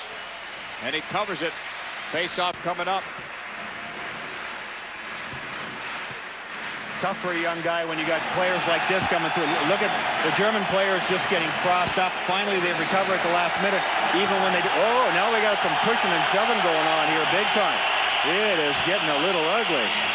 We showed signs of that in the second period, then it went away for a while. But it's about pride here, too. These German players have a lot of pride. Everybody does. And they don't like their nose getting rubbed in it. But again, remember, we brought it up before, 96, the Germans beat the Czechs 7-1 to knock them out of the medal round, and it was ugly then. So payback is painful. Penalty box doors open on both sides. Elias is already sitting on his side, and now Hecht will sit out for Germany. It all happened after the puck was frozen by Jonas. At some point, I think he's just looking up for some hope there. I mean, the Germans just needed some hope. They had hope in the first period, and they played with hope, and they played a lot better. And then it came unraveled so quickly when Patrik Elias and his teammates started getting it ramped up, and the Germans couldn't get it back. As they sort it all out, ESPN and ESPN2 remind you that they'll be bringing you more World Cup of Hockey action Tuesday. Quarterfinal round action getting underway. We'll start things off 1 Eastern in either Helsinki or Stockholm for the number 2 versus number 3 seed, and later on ESPN2 at 7, a North American quarterfinal, which will highlight Team USA if they finish second or third in their pool. The World Cup of Hockey here on ESPN and ESPN2. So tomorrow night, basically, Brian, if Finland were to tie or win that game, they win the group. That means you and I are going somewhere else. Sweden versus the Czechs. Yeah, Finland has a chance to win this. It's going to be a great matchup tomorrow. The Swedes and the Finns is an unbelievable rivalry. Everybody can't wait for it to happen. Yeah, the Finns just need a tie in order to finish first in this side of it. The penalties being announced. They've only got it on one side of the board, so there's an extra penalty on Elias for high sticking as the puck is dumped in. Germany on the power play. Kopitz takes the hit behind the net. Flipped around the boards. Germany kept it in. That whistle's wide. At the circle, it's Kopitz. Into the corner. The return pass is picked off. And just smartly dumped down the length of the ice by Marty Straka. This building is so loud. I can't get over it because there are so many empty seats. All the expensive seats at both ends, there's nobody in them. And we mentioned, still up top, you look, and you see the people up in the rafters all the way to the roof. All those seats are filled. So obviously the difference in the prices of the tickets was astronomical, because those people, the real fans, came to watch this game, and the expensive tickets is just empty. And still, they're making a lot of noise. They're having fun. Of course, their team is ahead 6-1 and has been in the lead the entire game, so that always helps. I'd love to see this building completely full. Yeah. Man. Retzer with it. Germany looking man advantage for about another 40 or so seconds. Kreutzer backhands it out to the point. Earhoff's shot hit something in front and now cleared to the near boards. Czechs break. Now they'll just hold it. Dvorak more content to kill the clock. And his team wants to change up anyway. This building apparently was built in 18 months, and it cost almost as much as the Staples Center in Los Angeles. That's a pretty good pile of cash. Beautiful building. Just opened up in April. World Ice Hockey Championships held here in Canada were the winners. In the corner. Flipped around the boards. Milan Hejduk. Could be a 2-on-1. Viborny's over the line at the circle. The return pass tipped wide off the stick of Zidlinski. I really like what David Viborny does for this Czech team. He's got excellent speed. He's in the play. He knows how to make plays happen. And the last couple of years in Columbus, David Viborny's been really good. He's in the shadow of Rick Nash a lot. And Nash is a great young player. 2 years there has really learned to dominate. But Viborny, very quietly, does his job. A couple of 20-goal seasons. I think he had 53 points last year. David Viborny makes a big impact on this Czech team. That spot check shot way up and out of play. Face-off coming up. Just over 5 minutes to play. It's all Czech Republic here.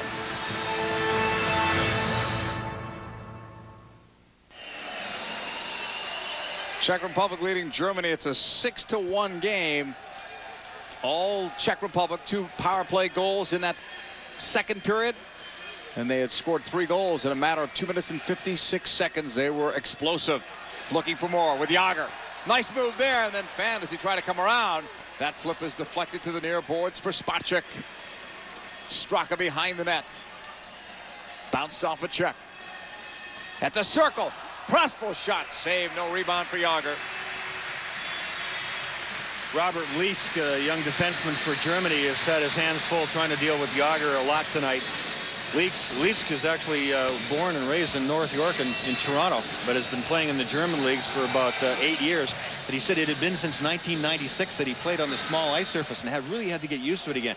It's a big difference, folks. When you go, the international ice surface is 15 feet wider. That's a tremendous difference and changes the whole feel of where you are on the ice. Players getting close again. That's Vinny Prospal. Really talented guy, especially on the power play. I mean, he really distributes the puck well. He's an excellent fit for Straka and Jagr.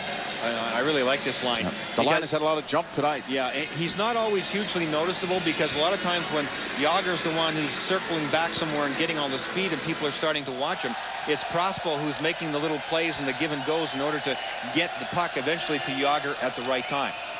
On the dump in by Germany, 6 different players have scored goals tonight for the Czech Republic. At center ice, they are broken up. Abstrider over the line by himself, though. Here's Caberlet. Strong game for him on defense. Left side, Sikora busting over the line. Big slapper is deflected upstairs off the netting. There'll be a face-off coming up with 4:05 to go. Peter Sikora talked about the frustration of playing in Anaheim last year. I mean, 2 years ago, he had just been freshly traded from New Jersey to Anaheim, and they go Game 7 against Jersey, and they lose. The Devils won the Cup 2 years ago, and then last year, Anaheim just fell apart. He said, you know, we just never, ever, all year long, ever even got one line that could get something going consistently night after night. It was such a long year. He's an offensively talented guy, and when there's no offense, I mentioned some of his comments at the beginning of this game. The Czechs were struggling at the beginning of this tournament, and Peter Sikora was one of the guys who openly said, you know, this game is just going the wrong way for me. I want the puck. We got to play some offense, and he was frustrated, but he's played really well here tonight.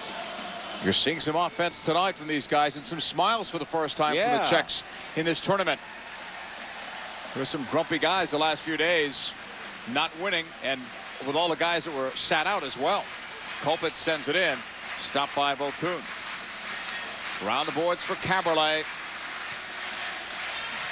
Up ice, off a deflection. This one comes back the other way. Dvorak plays it over. Kick the head. Radek Dvorak a second try. Late pass to Milan Hejduk into the corner. Gotch will try to check into him, and he does. That's a hard hit along the boards. That has the whistles going. Gotch has played tough the entire game. I mean, he's had a lot of spunk and a lot of heart. It's been a long, tough game back there on defense. Sasha Gotch has done a terrific job. Oh, Jochen Hecht beating Vokoun, who's had no real action on that side most of the night. Jochen Hecht will score his first goal of the tournament. And I think you can tell that Vokoun is, you know, just hasn't had any action. Look at him look back and go, short you're side. Kidding me. That went in. But he's had so few shots, he's just not in the game anymore. He was completely cold in the middle of it. I don't think it's much better right now. Watch his reaction here. He goes, oh, man, was I off the angle there. Woo. Short side goal. Hecht gets it. 6-2 is your score. But the Czech Republic will be the third-place team. I'll tell you what, if you're Sweden or Finland, you got to be wondering about this matchup, 2 versus 3. You'll have home ice advantage, but the Czechs are coming off their best game. Off a deflection in the slot. That one goes wide of Vokoun. Sent around the boards the other way. Left there by Viborny to Hammerlich. So Hecht with that goal. Germany's put 2 on, but they've given up 6 tonight. Elias off those boards into the corner. Comes free to Ehrhoff. Backhand flip. And then the dump in by Germany. Kathan was going to go for it, but he's going off on a line change now. Czechs play it left side to Havlat with 1 goal tonight. Havlat dumps in. Germany back, straight ahead. Zeidenberg, long shot steered away by Vokoun. Picked up by Caberlet. Tomas Caberlet at his own circle, lead pass. Jagr trying to split. Jagr's in, backhand, Prospal, go!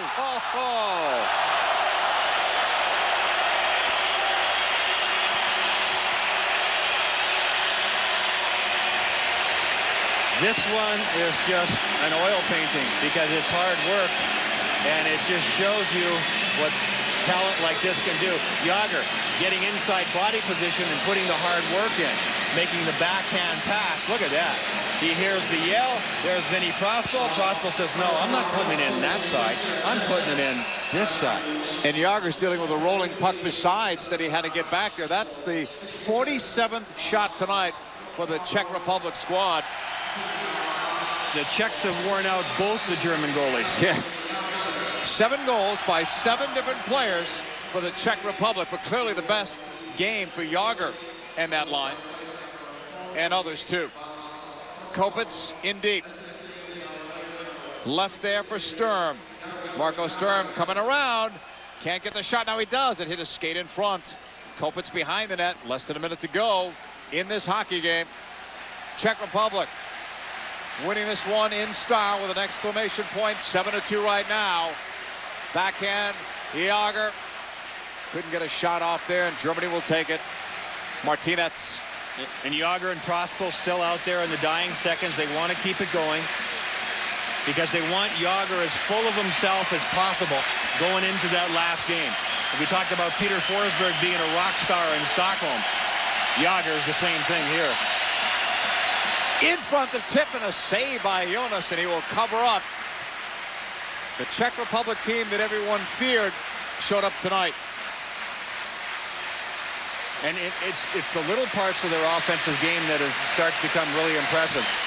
Jagr making that power move to make the play on the last goal. The Hecht goal that was good passing in tight in traffic. That's the kind of stuff that you want to see, because when this Czech team plays against the Finns or the Swedes, it's going to be tight and tough and physical and all that. So you've got to have those types of plays working. This game is now over. The Czechs win it 7-2, and if you're Sweden or Finland, you can't be looking forward to playing this Czech team. You better be ready, because when you played this Czech team, this is a different Czech team now. They've gotten control of themselves, and there's going to be hell to pay next time you play them. What a game this was. The Czech Republic defeat Germany by the score of 7-2. Stay tuned for more great action from the Toyota World Cup of Hockey coming away at 7 tonight on ESPN2. Team USA versus Slovakia. Today's game has been a presentation of ESPN, the worldwide leader in sports. For more, log on to ESPN.com. Up next, 2004 World Series of Poker, presented by Miller High Life. For Brian Engblom and our crew, I'm JP Della Camera. Good afternoon from Prague. Let's head back to Bill Pidto in our ESPN studios.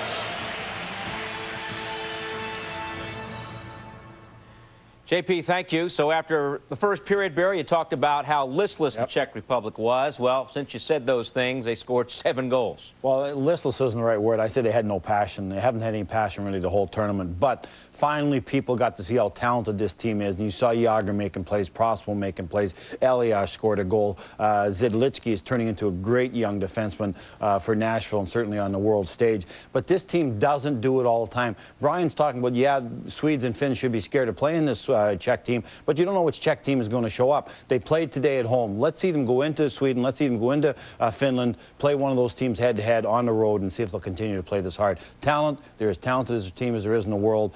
Character, passion, they haven't shown it consistently for a long period of time in international hockey. But they get the win here, they're first, and now they're done in the qualifying round robin. They're 1-2, Germany 0-3, and as you mentioned, Finland and Sweden will play each other, and the loser will take on the Czech Republic later on. Well, the whole thing was to play Germany in the first round. Everyone knew Germany was a weak sister. On the North American pool, Canada 2-0. Russia looked great last night against the United States team. Canada won't be taking them lightly, I can guarantee you, when they play them next. Speaking of Russia and the USA, if you missed it last night, Dinah Subras off the skate of Chris Chelios. 1-0 Russia. Mike Modano, though, Keith Kachuk, but Alexei Kovalev with perhaps the move of the night. Move of the night, prettiest goal of the tournament as far as I'm concerned. Only a few men in the world can make that play. Alexei Kovalev's one of them. And then it was Viktor Kozlov. Russia beats the United States 3-1. So Team USA 0-2 as they get ready to take on Slovakia tonight.